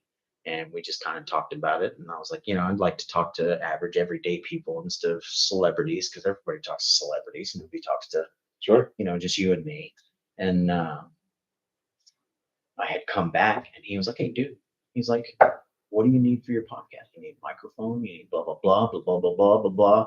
I was like, well, I'm currently saving up for an Apple computer. And I need that particular type of computer. Something about a friend of mine helped me figure out. That's why I have to use one microphone instead of two, because it has something to do with, I don't know. But when you plug it into You just know that's what you need to have. Yeah. I know when I plug everything into an Apple computer, it works exactly like we want it to work. When we plug it into my computer, I have to use one microphone. So I was explaining it to this guy. He was like, how much those run, blah, blah, blah. Or no, he didn't say that. He said, you know what? He's like, my company, we're about to switch out our computers and we currently have Apple computers. And he's like, when we're done with them, we won't, use them. I'll sell you for cheap, couple $100 for like a Apple Air laptop, whatever. He's like, it'll be a couple months, but he's like, whenever we get our new computers in, I'll sell you $200. He's like, give me your information. I'll give it to my who takes care of all that stuff, and she'll call you whenever, And I was explaining that day that I worked with that Jerry kid, and I was telling him, I was like, dude, this kind of thing happens to me all the time. Yeah. All the time. Just put it out there. It's because chasing my dreams. This is how I know I'm on the correct path. Right. Because these things happen. Like, you don't have to know how you're going to get there. A way will be shown for you. Like a famous quote by Martin Luther King. He's like, you don't have to see the whole staircase. You just have to take the first step. I think it was about faith. Yeah. I think is what the quote was about. It's like, you don't have to see the whole staircase. You just have to take the first Well, step. that's what it is. It's and great. the way will be shown for you. Yeah. And like, that's what I was trying to explain to him. I was like, chase your dreams, bro. Like, I know you want to open this mechanic shop. Work towards that a little bit every day. Every day. Every day. I mean, yeah, in a month, you might still be where you're at, but you're thinking 10 years down the line, not 6 months. Right? As long as you continue to work for that, things will happen to you that will make sure that you get where you're going. And I was like, those situations, they happen to me all the time, dude. All the time. That's cool. That's a cool story. People who tip me big, like Mm-hmm. every time I'm a little low on cash and I need some extra money, it's one of those days where I just have random people who tip 35%. You know what I mean? Yep. Like, yeah. This is how I know that I'm on the correct path. Yeah, it's a little bit different maybe in the bar because we get so many regulars. Mm-hmm. But those days where the good ones, they're all there. They're all having a good time. Because you got your good and your bad. Mm-hmm. Right? But yeah, those days where you need it, and just so happens to be this group of people. Yeah. And it's perfect. It's cool how those work out. Yeah. And that's what I try to explain to people. It's like, you don't You don't have to know how you're going to do it. You just have to start working towards it. Well, yeah, I think. just know that you will. Yeah. Well, believe that you will, Right. which is kind of, I guess, yeah. Well, yeah. Knowing, believing. It's just having the confidence that it will happen.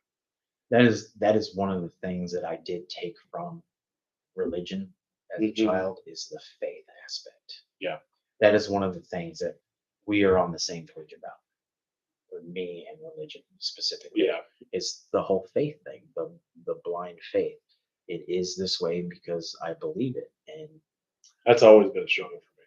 you know, like I think that's one of the things that I lost in myself those 12 years that I was on a downward trajectory Mhm. was the belief in myself that I could do things.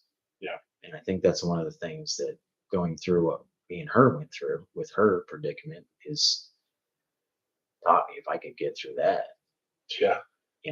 like if I could make it through that, I can make it through that was fucking hard. Yeah. That was hard. Like if I Well, could yeah, make it through that. But you get through that, and then it just validates that idea that it will be okay. Mhm. It will work out. And that's what when you get those special little gifts, like you say, like all those regulars in there Mhm. at the end of the night, just reiterates, yeah, do the right thing. I love that. Oh, just thought I gotta pee again. I pee a lot. Sorry. You're good. Break the seal. Tell everybody something sweet, Preston. You know, a poem or something.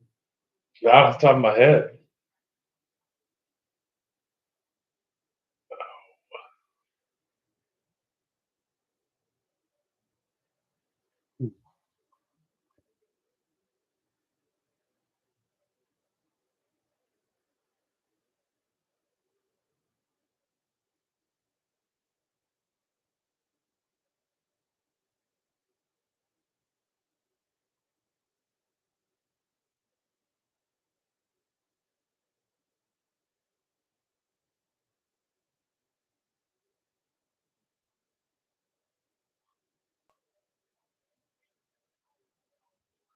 I had a guest one day, Emily.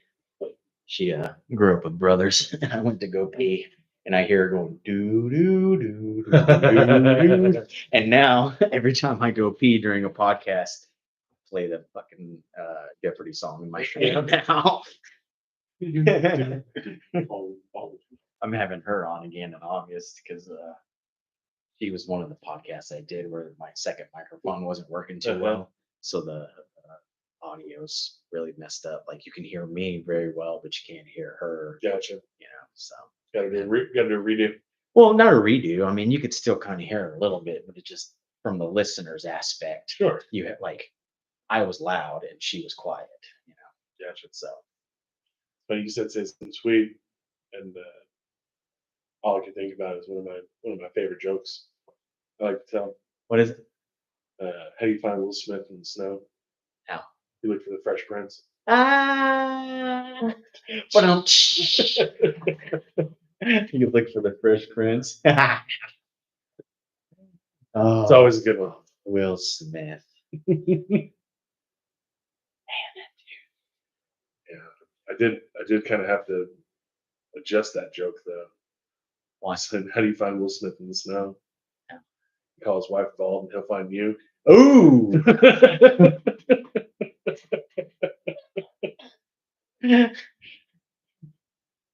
Will Smith, just in case you're listening. Right, right. You're tuning in. With my 61 subscribers. Yeah, that's another thing. Like doing this podcast, like a lot of people think it's dumb. I mean, I don't stuff like that doesn't bother me because I've been thinking about doing it long before I ever started it. Right.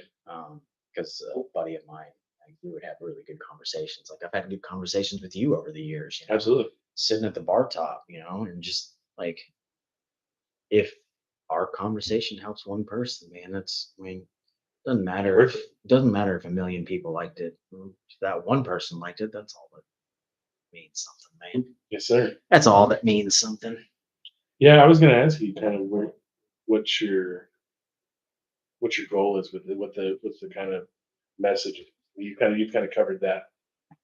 I mean, it's basically about each person that I talk to. It's most likely there's something specific that they did that I think is admirable, or they've been a big part of my life. Like I said about you in the Right. beginning, uh, that's one of the specific reasons I wanted to have you.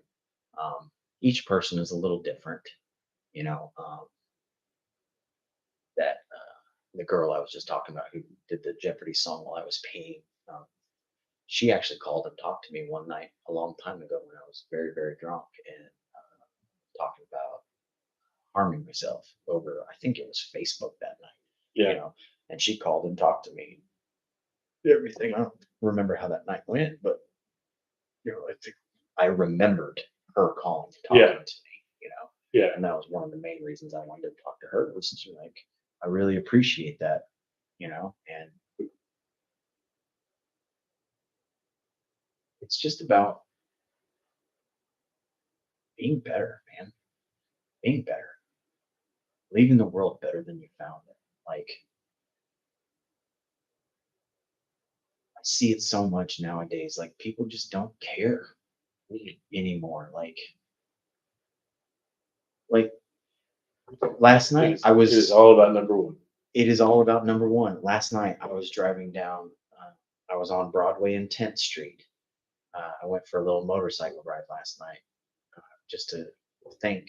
And I had a red light. I was stopped at the red light on Broadway, headed south. So 10th Street is coming across here, and I'm headed south on Broadway at the red light.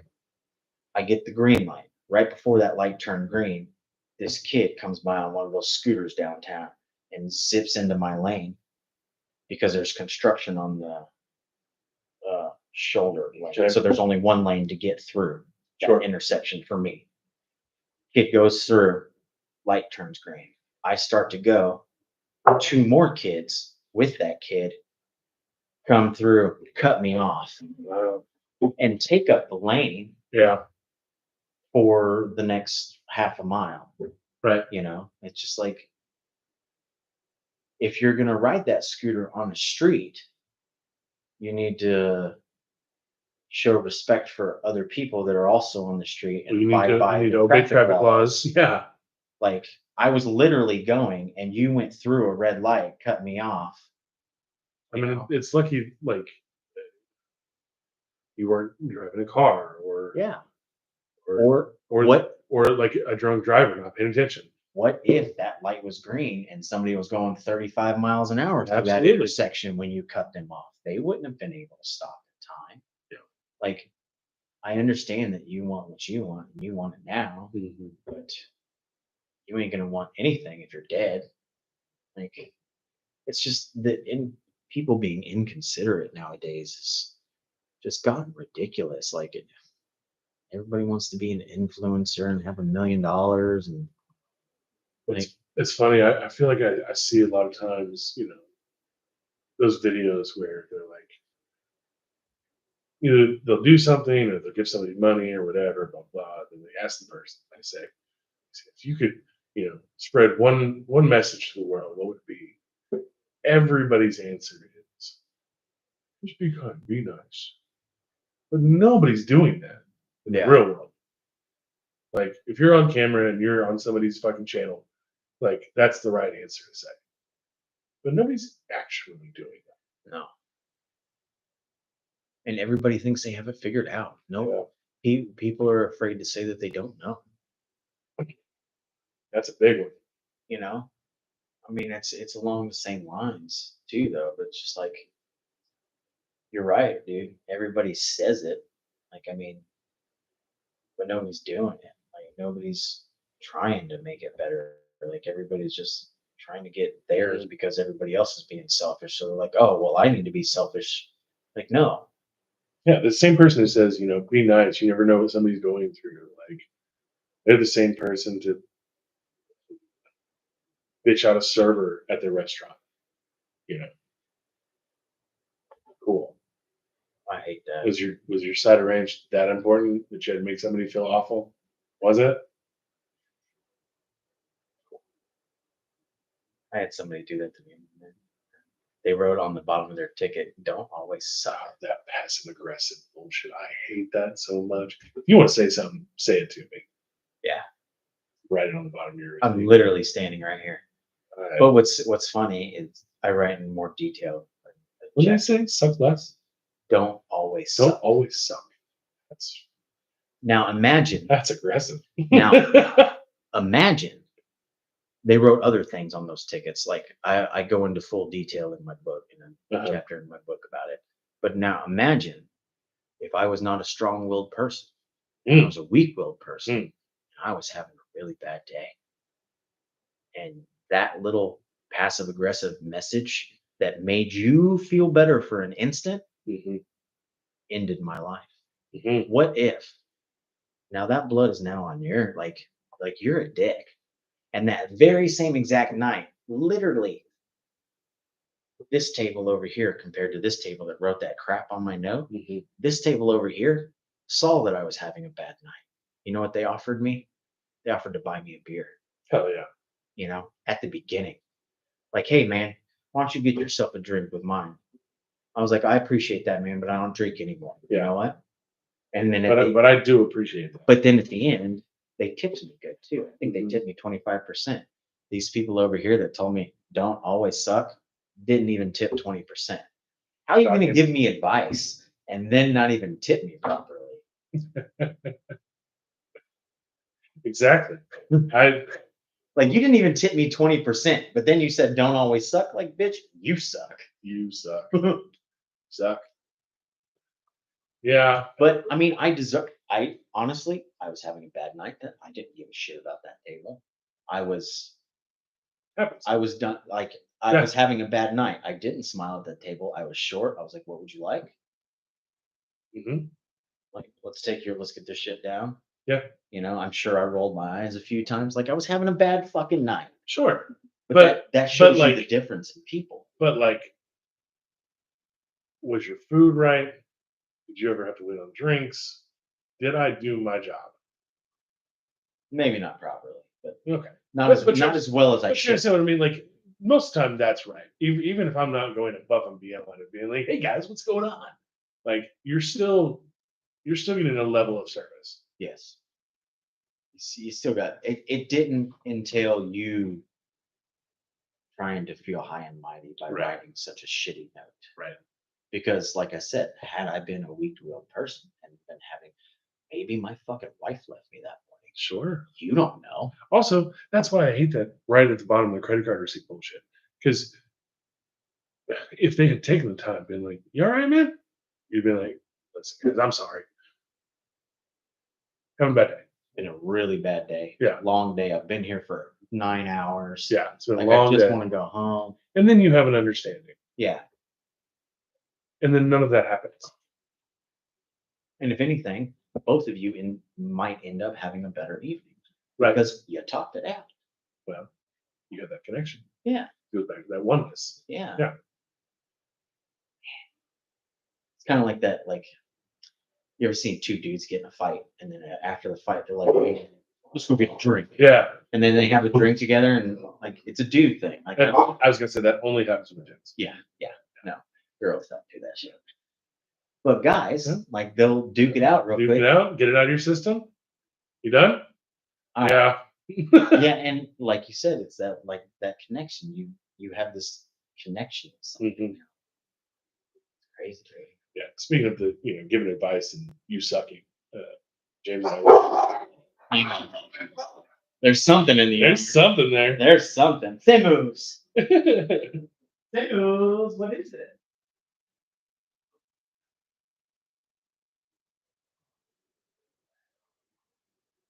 It's a rat dog.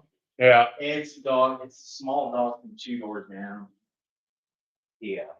They don't take care of their animals very well. They just kind of run the streets. Go ahead. I have these there's a couple of guys that want to talk about crypto, Okay. and I have one in particular, Crypto cowboys. short, that was telling me he was having problems paying his mortgage, trying to tell me you need to invest in crypto. I'm not gonna, Gus. I'm not going to take investments. Absolutely. Sorry, But I'm not. but no.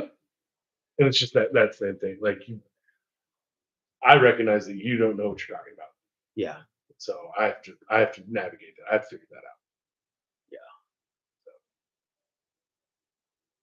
But that's with everybody. I mean, everybody tries to present their best self, Of course. especially nowadays with social media and everything. Like, I think that's another important thing that I want to get across on this Mm-hmm. is like, that's one of like talking about mistakes like that you made in life or something hard that you've pushed through or accomplished or something like 'cause it's not all fucking fun and games, man. A lot of it sucks. I was gonna say not even the majority of it. Yeah, a lot of it sucks. Yeah. I mean, a lot of your day to day, like, I've got to go to work tonight. Like, Yeah. that sucks. I got to Mhm. go do a job, make some dude richer than he For was. sure. Yeah. Yeah, than he was earlier today. Yeah. While at the same time being berated by management who doesn't really know how to run a restaurant. I've been in restaurants a long time Mm-hmm. and I've worked in multiple different restaurants. So I've seen a lot of the bad ways to do things. Mm-hmm. And sometimes,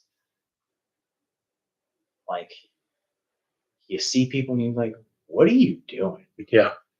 What do you think? Like, do you really think this is the best way to, like, really? Yeah. Have you tried this before and it worked? I didn't think so. Okay. Well, it worked here. No, it worked here because you didn't admit that it didn't work. Right. Right. But I guarantee you, if I explained what you just said to me to this guy over here who knows a different restaurant style, Yeah. he'd be like, "What are you doing?" Yeah. See, when you said that it worked, I just kind of wish you were a liar. So It's crazy, man. That goes back to the people are afraid to admit that they don't know. yeah. Like, Yeah. you don't know everything. Like, It's okay. you're smarter about certain things than I am. I'm smarter about certain things than you are Absolutely. because we live two different lives. Yeah. Like, you have learned what you've learned in your life. And, like, you don't have to know everything. No. And I guarantee you don't. Yeah. That's the importance of conversation. You know, that's why it's important to conversate with people and not just be like, okay, we're doing it this way because this is the way we've done it for so long. But you know what? The way you've been doing it is not working. Yeah. Well, and not to bring religion back into it, but that's why I call myself agnostic because I don't know. That's why I have a problem. I have a problem with organized religion. I have a problem with atheism because those are two extremes. I'm just, And I don't know. which most people are in the middle about a lot of things. Yeah. That's why like the two party Democrat Republican system that we have. Like most people are in the fucking middle. Absolutely. Most people believe a little bit we're not all right wing or left wing. I get that question. Most people I are had in the middle. I had that question last night. Are you a Republican or Democrat? I said neither. No. Also, I'm not going to let you put me in whatever box you want to put me in Yeah. because there's things that I agree with here that I disagree with, things that I agree with that I disagree with. You're not going to be able to put a label on me and just write me off as this. You want to have a conversation? We can have a conversation. Exactly. Let's We talk can- about it. Yeah, we can talk about each little thing. Like, I know this is a touchy subject, but I'm just going to use this as an example of how, like, I think people are in the middle, not one side or the other, Mhm. but the abortion subject. Mhm. Like, to me personally, um, I don't think you should be able to tell a woman what she can do with her body. But at the same time, I don't think abortion should be used as a form of birth control. Agreed. You know what I mean? Like, that's what I mean by, like, we're kind of all in the middle a little bit. But I also think it's funny that we refuse to have a conversation about when life happens. That too, but I mean, Like, do we? Like, if you really want to solve the like, I think it's just used as a way to polarize people. Like, nobody's actually looking for a solution to the issue. They just want to a use it. gotcha moment. Yeah, absolutely. They just want to use it. In a certain political cycle. Either we define what it is when it happens, and we make a law based on that. We all come to a consensus on. Which we do that Democracy. by voting. Yeah. Not- Or we just quit talking about it. Because if it's not affecting you, let it go. It's not affecting you. It's affecting that person. They get to decide. That's what I'm saying. Like, it's not, so many things in life are not somebody else's choice. Mm-hmm. You know, But I do agree. I mean, like we need laws and we need like it shouldn't be as easy as just going down to the gas station and grab a drink. It shouldn't be that easy. no, absolutely. But you should have the option to go down and get a drink. So, yeah, that's one of those philosophical arguments. Yeah, no. I mean, that's a huge debate. That's why I said I was just using it Sure. as an example of like kind of you're a little bit on both sides. Like you shouldn't be able to tell a woman what she can do with her can and cannot do with her body. Mhm. But like I said, at the same time, I don't think that abortion should be used because some chick wanted to get fucked Mhm. and then got pregnant. But like I said, I don't see anybody actually trying to come up with a solution to that problem. Mm-hmm. It's just fodder. Yeah. Fodder for the can. Well, that's how like a divided people is easier to rule, my friend. Absolutely. You know, like as long as we're squabbling over these little petty things, that's when they pass the laws that give themselves more power. Well, and that goes back to people being on their screens. It's easy to divide people when they don't talk to each other. It's the same with that issue. You get a bunch of people together, they have a conversation about it, we can agree to disagree, and we walk away amicably. Nobody's If mad. nobody shows up to the conversation, you can't have the conversation. Right. And you just have a bunch of people in their own heads thinking what they want and assuming the worst about the other side. Mm-hmm. And that's the worst part right there, Mhm. man, is the assuming the worst about the other side. Yeah. Like, That's part of that, like, don't put me in that box because I know what you're going to do with it. yeah. You already have these preconceived notions about whatever answer I have. Because of what you heard from somebody else. Mhm. Not really what you think. Most of the time. Sure. Yeah. You know, most people are so afraid to have their own freaking thought about something that they just recite what they heard somebody else say Hmm. and pass it off as their opinion. You know, Well, we learned that early. You just regurgitate what you hear in the home, and well, you either get positive feedback or negative that's the feedback. public school education system Mhm. for you. Yeah. Well, I mean, think about it, dude. They teach you to be on one side or the other from when you're in elementary school. Before, like, we're the Panthers. Hmm. We're the Panthers. Why do you need to be the Panthers in elementary? You're not. You don't have a football team that you're playing against the other elementary school. I mean, Like, it's I know it's a big leap, but it's a precursor to nationalism. that's my point. When I Yeah. explain to people, like, when you're in elementary school and middle school, you're on these teams and you play against. You're like, the Cougars, blah blah blah. And then when you get into being an adult, you're like, we're the Democrats, Mhm. we're the Republicans. And Like it's and the other side of that is not just we're the Panthers. It's we're the Panthers and fuck the Cougars. yeah, and you're taught that as a Yeah. child, and it's reiterated in you, and then it's reiterated in you more with even more professional sports. I mean, how many times do like I heard a story about OU fans here in Oklahoma cutting the testicles of of a Oh, Texas yeah. fan in a Henry Hudson's pub over freaking football. Yeah. Like, Yeah. that's because he, like, seriously, dude. That's what I'm saying. Like, I don't. I find myself saying this more and more. I'll hear something and I'll say, that's wild. By wild, I mean feral. That is Give me an example of what you're talking just like I see it a lot with like young uh, just getting drunk and just being messy, destroying bathrooms. And like when I say feral, I mean like like feral cats, like just about. Acting like you have no manners. it's wild, like you were literally born in a barn, not even a barn. You were born in the woods. Like you don't understand how to act in public, and I find myself using that more and more about people who just don't know how to act in public. Yeah, it's ridiculous. It is. We're an over sexualized, under mannered society.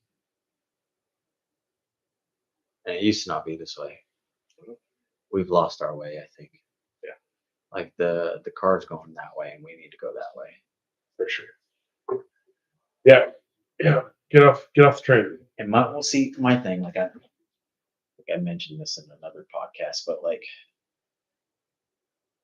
I think the chemical imbalances in our brains that we have that we all take medicines for nowadays, not everybody obviously, but like antidepressants and Adderall, like all those chemical imbalances in our brain, I think have been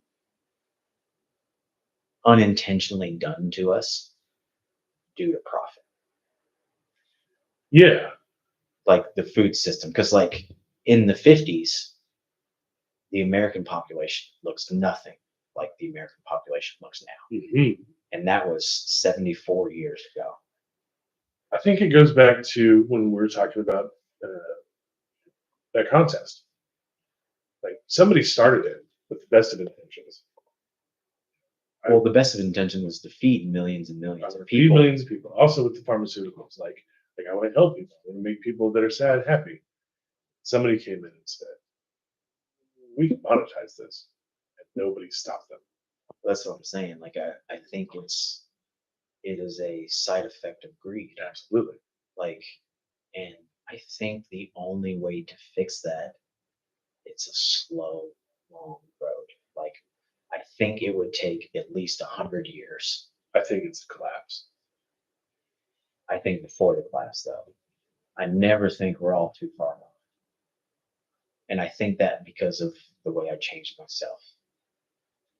And I think I that mean, every great power falls. not every. Which one has it? Well, well, I don't mean it as like humans. I just mean like as far as maybe empires. You mean empires? Yes. Like the Roman Empire. Correct. But like they've changed over years, but like the Russian Empire is still the Russian Empire. The Chinese Empire is still the Chinese Empire. Now they've changed the way they do things, but they've been around for thousands of years. Sure. Like, but would you? I mean, But- there was the collapse of the USSR absolutely, that created Russia. absolutely. So, But that's what I'm saying. They kind of just adapted, like humans do, Mhm. to the situation that they were in. They're still around. I'm not saying they're the USSR anymore or the Right. because like China is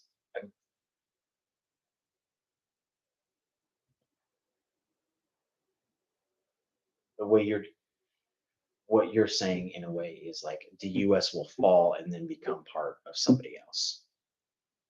Not Not necessarily. not the US will fall and then just become smaller, a smaller portion of like the USSR broke up and became Right. Russia and Ukraine Right. and blah blah blah. Right.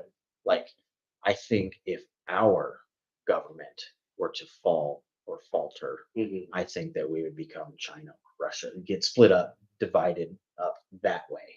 Like I don't think there would be any remnants left of the United States government. I think they would You don't think so? I think it would as far as empires fallen, I think it would be like a footnote in time, like the Roman Empire. Like this was once a great nation, but then they kind of tripped over themselves and are no longer. You know what I mean? I do. I think it would be completely taken over by foreign entities because of, you know, we all live on this small blue marble that we can't get off of, and there's only so much land. Right. And we can't come to terms with the fact that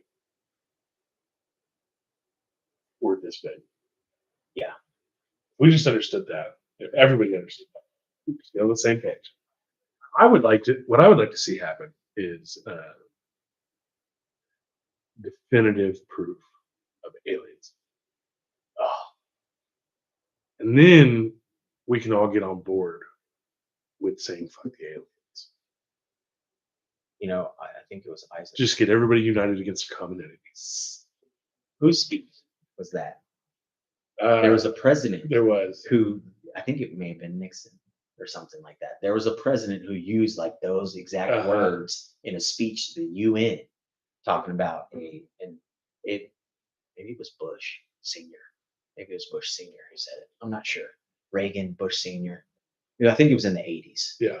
But he was talking like we, formed against and that's some of the conspiratorial about Mhm. what you're seeing now is actually the military industrial complex making it look like aliens are attacking so they can get funding for more money. And we now have the Space Force. And, That's why I say definitive proof. yeah. And then we can be like, okay, it's us against them, and now we are us. But see, that's still We are Earth. that still leaves a division though, my man. Oh, Like, I know. It's not a perfect. what if It's not a these perfect solution. what if these aliens just want us to do better? Like, and then we're like, no, fuck y'all, get out of here. Right. But I mean, that's humans That's yeah. for centuries. We're gonna fuck it up. I mean, how the hell do you think this country started? Yeah. A bunch of people came over on a boat and was like, hey, who are you guys? We want your land. Yeah. We're gonna. This is ours now. Yeah. Mhm. See, I put this flag here. It's mine. Yeah. Yeah. You can stay here. Yeah. I'm gonna need you to work the crops. Also, you're gonna stay over in the shitty area. Yeah. Also, sorry about that cough. It's gonna kill you. And we intentionally gave you blankets Yeah, laced with disease. that's on purpose. So you could walk for 1,000 miles and die, probably. It's on purpose. That's what I'm saying. We played it. Like human beings are We suck. we're dicks, man. Yeah, dude. We're dicks. What is it? There's a quote. It's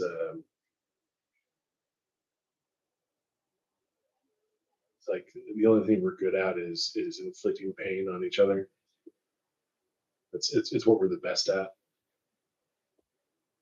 That's one of I'm sure I'm butchering that, but my favorite lines from a movie is in the first Matrix movie, where Agent Smith is explaining to Morpheus while he's chained up why he hates or he compares the human species to a virus. Mm.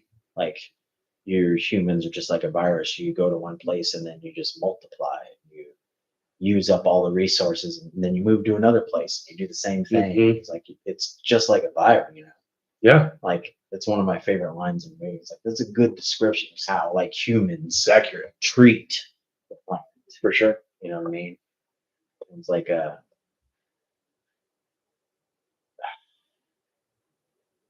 another thing you were talking about how we don't talk about solutions. The climate change stuff. Mhm. Throughout Earth's history, climate shifts and adjusts and whatnot. And I recently just watched a documentary about regenerative farming. Okay. Do you know anything about regenerative farming? I'm familiar with the basic idea. Okay, so the way that we currently farm on the United States soil, majority of our farms, Mhm. which are owned by Bill Gates, Right. Dick, Mhm. a majority of the way that we farm is with pesticides. Like we plant a crop and then we kill everything else in that Mhm. area except for that crop. Yep. Okay. Which is another chemical that gets into our food, causes our Cancer. imbalances or cancer, whatever you want to call Sure. it. But that type of farming then kills that topsoil. Mhm. You know, you only have so many times that you can treat it that way because you're putting chemicals on it and killing everything to get this specific crop to grow where it's not supposed to grow. So the idea of regenerative, and that's destroying the topsoil, which then creates, whenever it rains, nowhere for the water to go. Right. Because it all runs off because it doesn't have the grass and other plants in that area to hold the water, Mhm. saturate the land. And you do it over and over in the same spot, it kills that land, which then makes the sea. It also has to do with carbon being pulled out of the atmosphere Right. and put into the soil by those plants. So that causes, I'm going to butcher this. That causes the topsoil to be burnt, which then that affects the atmosphere above it, which causes stronger and harsher storms. So regenerative farming is you plant in one area, you crop it, and then you plant in another area. While you're planting over here in the second area, you let your cows and your chickens graze on this land, fertilize it again, and you don't touch it again for Right. next year until like next year. Give it time for the soil to do its thing to get nutrients back Yeah. into it and whatnot. And there's been people who, this one specific guy specifically, it took him 20 years to change his farm from a industrial farming style to a regenerative farming. Now his crop is better. Of course it is. He gets better yield. The runoff, there's video of the runoff from his farm and his neighbor's farm. He Mhm. does the regular industrial farming, and his water comes off clean and everything. And the other dudes come off all muddy. You can see it when it mixes together. It's That's great. ridiculous. Like, But nobody's going to take that 20 years. but that's where people are not like. People are so worried about making a profit and greed that they're like, hey, this is not the way to do it. We need to do it this way. Yes, we're going to lose for 5 to 10 years. We're going to lose profit. Yeah. But 50 to Long 70 run. years after that, we're going to have Big picture. amazing profit. Yeah. Like, those are the solutions that we need to work on as a human race. Like, you really want to do something about climate change? Don't worry about your fucking car. Mhm. Worry about the ground outside. You know what I mean? Yeah. Like, Well, that's another thing that comes with phones and social media and TV and all that. Just attention span. Nobody's looking past. oh, attention span is, yes, dwindled down for sure. But Nobody's looking big picture. Nobody's looking long term. Nobody. that's where our leaders are failing us, though. For sure. Where our leadership needs to step up and become actual leaders and not greedy politicians that just want to make their fucking bank accounts fatter, Preach. i.e., Paul Bondar. You know what I mean? Like, that's you- called a callback. But is it like doing it for the wrong reasons, man? Right. Leave the world better than when you found it. Don't make it worse. Yeah. And if everybody would just try a little bit, it would be so much better of a place. Maybe not tomorrow, maybe not 6 months from now, but you know what? In 10 or 15 years, we'll be great. 20 years, 30 years. Maybe we can get back to where, we invented things and had like we used to do things because it was the right thing to do, Mm-hmm. not because it would make us money. Sure. And we need to get back. We've lost our way so hard. Like we're not perfect and we're going to make mistakes along the way. Take a look at where we are now. We're only not even 250 years old. Look how many Mhm. mistakes we've made. Racism was Yeah. a huge mistake on Still people's parts. Still recovering. Yeah, slavery, like that was one of the biggest mistakes humans have made throughout Yeah, history. we started it off with a bang, for sure. And honestly, we didn't even start that. People were slaves No. before this country was founded. Yeah. People have been slaves since the beginning of time. As long as there have been greedy people, there have been people that abuse the ones below them. Yep. Well, they say slaves built the pyramid, but we don't know because we got into that over here. Sound We just solved it for you, scientists. Sound and water. You're welcome. Losers. Fucking bartender and a server. Oh man, I'd say restaurant people, well, I do. more than general public. I can't see that. Man, I honestly think it's one of the greatest jobs, dude. I thoroughly enjoy it because of the conversations that I have Mhm. with random people on a Yeah. daily basis. Yeah. Like, don't get me wrong, you have some shitty conversations with people, but you also have some great conversations Yeah. with people. Serving has taught me one of the greatest lessons I've ever learned in life, which is don't judge people. Because I don't know how many times I have watched a table walk in, sit down, made some sort of prejudgment about them, Yep. waited on them, and then at the end of the meal, been completely wrong. Yep. Completely. Just watching them walk out, going, "I'm an asshole." Yes. Yep. And I was a dick. Yep. That's one of the things I like most about it is it keeps me fucking humble. Mhm. On a daily basis, I am wrong about what I just judged somebody on. I was working with one of my other bartenders the other night, and at the end of the night, he was like, "I lost a lot of bets tonight," which is good, But yeah, we all do that. Yeah. No, everybody makes it. It's called But- first impressions. But what's great is it's first impressions and it's deductive reasoning. Yeah. But what's great about that and being in this industry is you do get so many opportunities to be humble. Like you said, Don't get me wrong, I'm right too. Oh, sure. There's plenty of times Sure. where I'm No, right I'm about judging somebody. really good. But there are plenty of times when I'm wrong. But there are lots of times where missed that one. But that's all of us. We all have our biases and how we view the world. And And I think that's what keeps a lot of us from being complete assholes because we know that we don't know. And we're constantly being shown that. Mhm. So, yeah, I think that's a lot to do with it. Plus, to be in this industry for any amount of time, like, you have to be a little off. for sure. Like, For sure.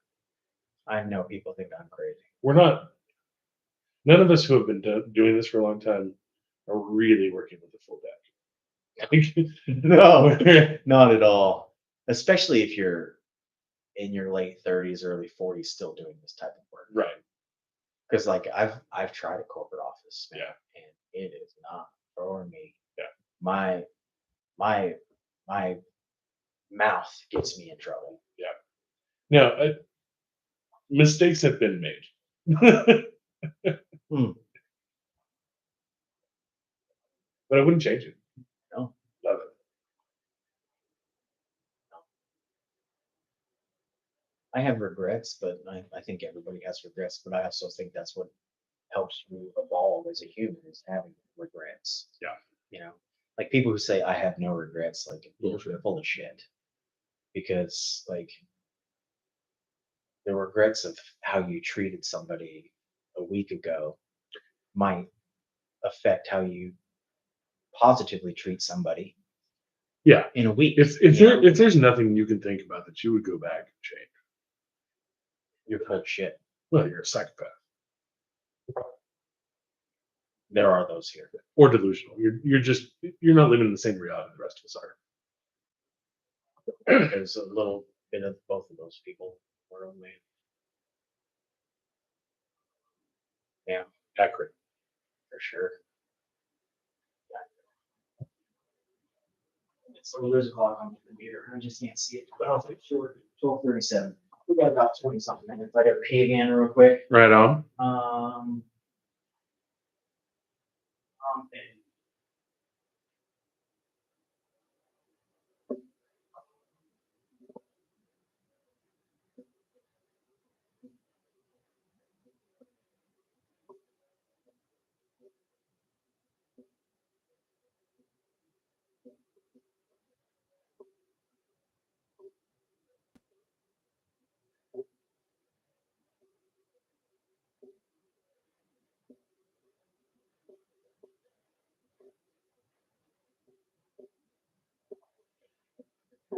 No, that's another reason I need a computer so I can actually pause this when I have to pee. All right. Because like this is just it just plays through it. So for the past like 45 seconds, they just stared at you sitting there. Hell yeah. You know what I mean?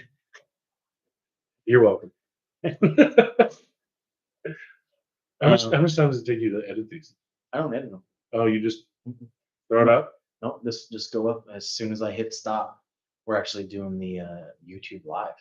Okay. This is actually live. If somebody wanted to, they could log in and watch us right now. I love technology. Well, when I first started this, the software that we found was an online software. Okay. So my original idea was to get some sort of software on my computer that I could plug my 2 microphones into and camera Mhm. and film it all, put it as a file on my computer, and then upload it to YouTube. Right. All the software that we had was an online software that we used. It was called Riverside, is what I tried originally. But too many times I would get somebody over here and we'd be sitting here having a conversation and it would just drop us and stop recording. Yeah.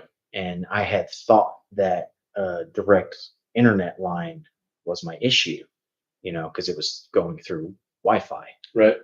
So I bought a line to hook it up straight to my internet, and it would still continue to drop us. Well, a buddy of mine who's helped me over this time setting this stuff up, we found that YouTube Live would do it all for us, and it just as soon as I hit stop, it automatically uploads it to the YouTube channel. So like I hit in stream, and And it's posted? within 10 minutes it's posted on YouTube, and so it's just easier to do it this way for the time being. Yeah. Until I can get that Apple computer that I need. So, Right. Cool. but I'm hoping when we get the Apple computer, I can like hit pause and go use the restroom Yeah. and then come back and hit resume. You know what I mean? You could probably even get it where you got like a remote, Well, hit a button. yeah. I think so. We had plugged it into my buddy's Apple computer. That's how we realized that when you plug it into Apple, it all works the way we want. And he just pulled up his recorder that's automatically on the Apple. And we're pretty sure that the Apple computer, we could just plug everything in, not need to download any software. And it just works. And it just works on the Apple computer. And then we just make a file and then upload it. Yeah. So we'll find out when I get an Apple computer. It really is. I mean, I'm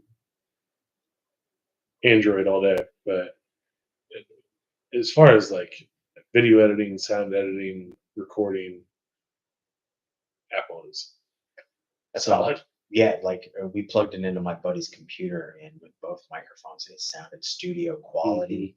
Like with this one microphone, you can tell the microphone's away from like if you were to listen to this, you can tell the microphone is away from our mouths Right. because it sounds like it takes a second to get to it. So, but like it's a process, man. Yeah. You know, another one of those things like you don't have to know how you're going to get where you're going. Hmm. Like it'll work itself out along the way. Well, So and it's a process. you don't. What did I say? You don't gain knowledge without first not knowing how to do something. Like uh, one of the greatest things about being a manager at Buffalo was like things would go wrong, and I had to figure out how to fix it. So next time it happened, I knew how to fix it. Hmm. And eventually, you get to a point where you just know how to fix everything. Yeah. But you don't get there unless you go through everything breaking and failing first. So So I you gotta embrace the suck, yeah, as it were. I have 2 podcasts on my channel that like one of them you can't hear my guest. On one of them you can't hear me because I had switched the microphones trying to see if that was the issue. Try to figure it out. Yeah, trying to figure it out. Like, that's why I'm having my friend Emily back on. You got it. It's part of the process, man. You got to do it. Yeah. Like it'll get there. Nobody gets it right the first time. Hmm. When I first started this, I only had 30 subscribers. Hey, I've got 61. hey, Like it all that's 100% increase. little bit by little bit by little bit, like it happens, like, and my goal's not money. Right. I think that's a terrible goal to have. Yeah. In anything that you do. Like Well, if your goal is money, you're doing it for the wrong reasons, I think. I mean, people do succeed with that goal, Absolutely.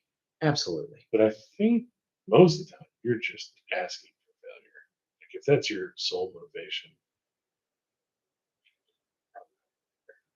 Yeah.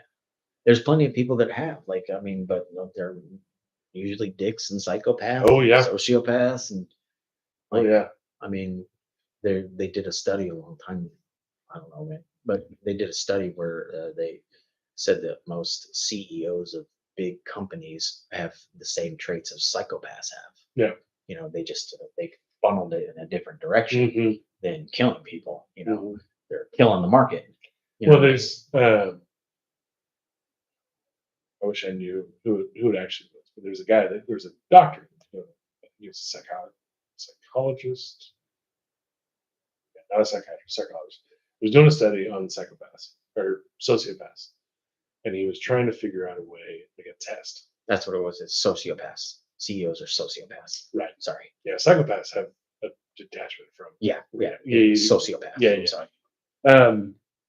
And so he was trying to develop a test for sociopaths, and he, put the test out, got back the data, and he figured out that one of these tests had strong signs for being a sociopath.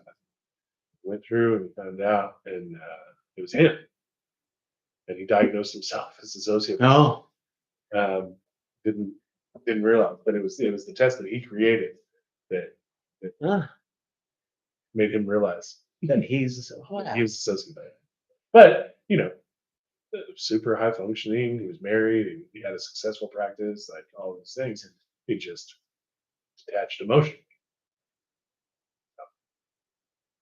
That's crazy. Yeah. I'm too emotional. I could never be a sociopath, man. I have too empathetic towards other Mhm. people, man. I can, like, you can tell me a sad story that happened in your life, and I'll feel your pain. You know what I Right. mean? Like, I'll start crying if you know what I mean. So, Yeah. like yesterday when like I started bawling with Red, dude. Like, Well, that's different, man. yeah, no, I'm just simply saying like a sociopathic person would not have that much strong emotion Accurate. in that situation. Accurate. Yeah, man. Dogs are. I mean, that phrase. We don't deserve dogs. I don't like that phrase Why is that? because we as humans have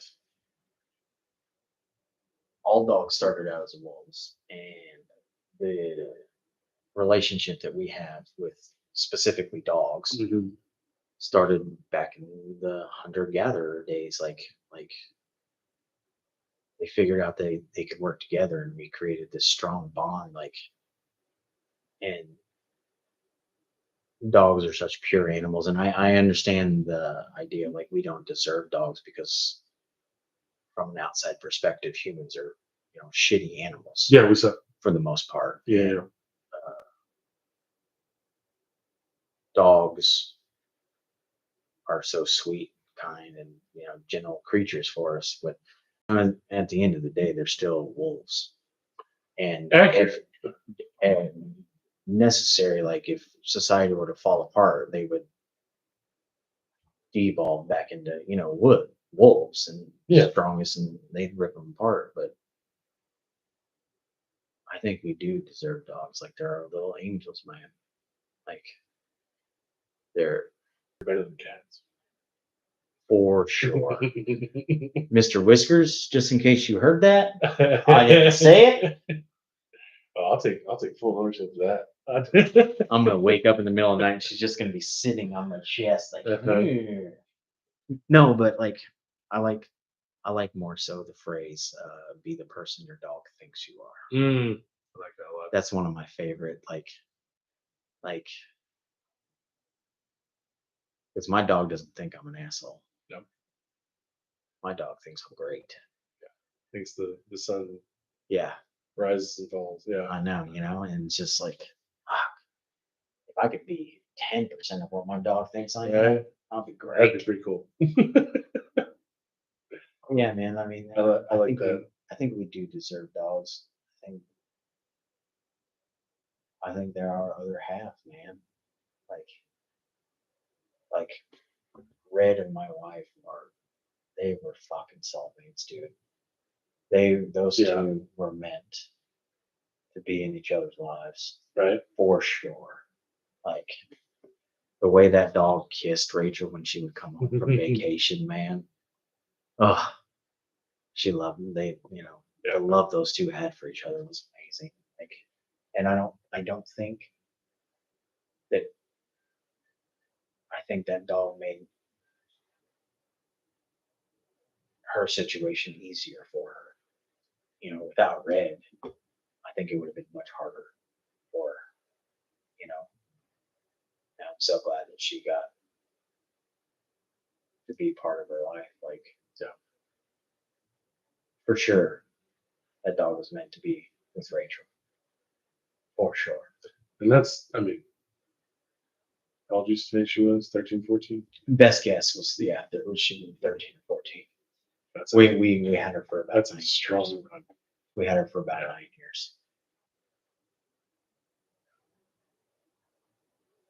It's funny. I've never had a dog, but I want to say ever since I moved out of my parents' house, every house I've lived in has had a dog.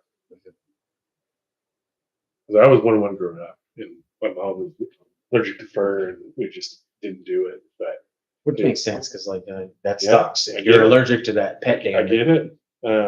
But yeah, it's always been one of those things that like I've always kept around. 'Cause they're awesome. Yeah. Just- Can you think of any time where what's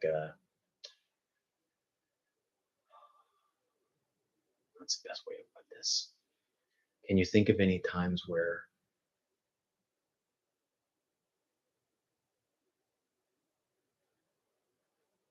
a dog touched you in a way, like spiritually, emotionally, not literally walked over and Sure, put its sure. paw on you, Sure, but sure. like you felt better because the dog came over and licked you in the face or something. Yeah, I You know what I mean? nothing specific, but I've had that experience with probably every animal that I've lived with Mhm. at some. Yeah, just having a shitty day, and you walk in and could not be happier to see. You know what I mean? And when you don't get that all the time. You rely on that. It's good to have. Yeah. That is a good greeting. Yeah. Every time you come home, man. And, Good greeting. and it's every time. Yeah. Could not be happier. That's what I'm saying. Like, be the person your dog thinks I'm you telling are. you, I really like that phrase. Be the person your dog thinks you are. Yeah. Like, because your dog thinks you're the greatest thing. Dogs are such pack animals. That's why I get so mad at my neighbor, dude. Mhm. The little rat dog in the Mhm. yard that I was talking about. Not that specific dog, but their other dog that they keep in the backyard. They treat like I hope that this dog runs away. Yeah. You know, like every time I see him out in the front, I'm like, run away, dog, run away. You'll be better off. Yeah. You know what I mean? Like they tie him to a tree, and Like, why do you have that dog? that's what Like, I don't. you had to go out and get that dog. And this is not the first dog he's What? had. Yeah. He's had dogs before, and I've gotten into it with it before. I've thrown the rope that he ties around the dog's neck that wears Mhm. the hair in his neck, like that the dog literally broke from the tree so he could escape the yard, and I untied it from his neck. Like, Yeah. I don't know how people can treat other living things that way. Mhm. Like, that's one of the things that I never understood about slavery, dude. Like, I know I didn't grow up in that time, and I didn't see it from their actual perspective of what life was like. But I just don't understand how you can treat another human being like they're beneath you. I don't understand that. I don't understand how you can treat a dog that way. I don't understand how you can treat a cat that way. I mean, even um, ASPCA, people who are supposed to Mhm. care about animals, have been caught disposing of uh, animals' bodies in an inhumane way. Like, what the fuck is wrong with you people? We suck. Like, you wonder why aliens don't come and park their Right. shit down Right. and say, "Hey guys, let me show you You blah want blah you blah." want to hang out? Because you know what we would do? We would shoot them in the fucking head with a gun because we're afraid. We're scared little animals on a little blue fucking dot that can't go anywhere. We were a virus. We would take whatever knowledge they had and we would just go infect the rest of the universe. That's what scares me about space exploration, man. Like if we do become an interplanetary species, are we going to continue this same path that we're on, 1000%. where we show up to somebody else's planet and be like, "It's our planet now." That's why we're so afraid of it. It's because that's what we would do. Man, that's a good point. Yeah. That's exactly what it's we would do. projection 1000%. We're afraid of another species coming and attacking us because that's what we would do. You ever heard the expression of like aliens haven't landed here because we're the ghetto of the universe and aliens lock their UFO doors as they drive by? Absolutely. All right, kids, put up the shield. You never know when a rocket will come up. Yeah. You remember those airplanes? That's awesome. But we're such dicks. That's what I'm saying. Like we need. So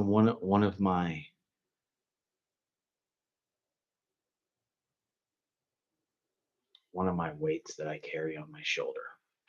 That's the best way to describe it. Thinking, How do you convince 9 billion people that we're living the wrong way? How do you do that? I thought about it a lot because I've been thinking about this for a while.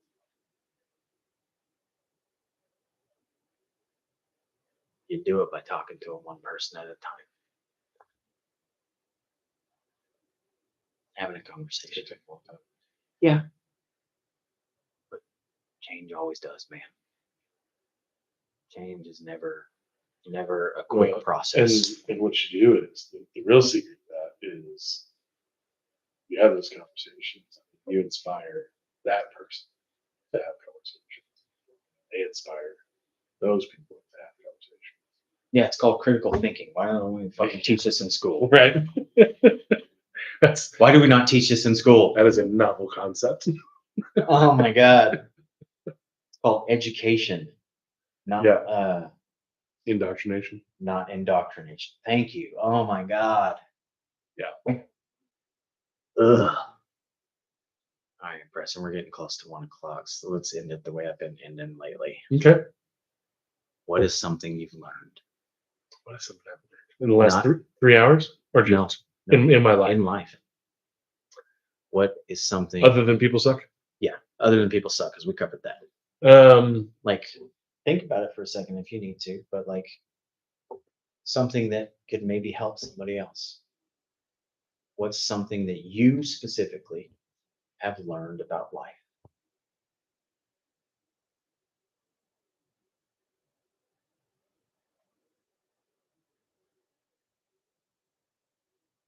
I'm gonna be cheesy. Whatever you think. There's no right or wrong answer. It's what you think. It's your opinion.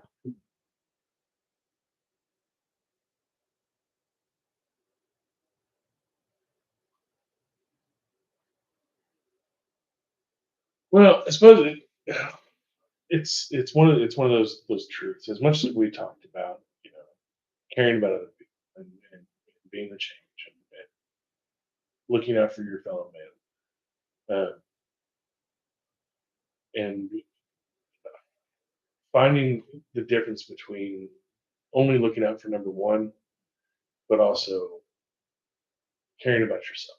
You have to love you before you can do it for anybody else. So you have to focus on you. Yeah. Uh, and it's only been probably the last 10 years or so that I've really kind of had to deal with myself. Uh, but I guess what I've learned is just how important that is. Take some time, focus on you. You got to figure you out before you can try to figure anything else out. I think that's one of the things that helped me with my change for sure. Yeah. Is that concept. That's a beautiful concept, man. I like it. Yeah. Thanks, man. No, that's Every- fun. Everybody have a good day. Leave the world better than you found it. Yes, sir. Put it on the end screen and then hit end.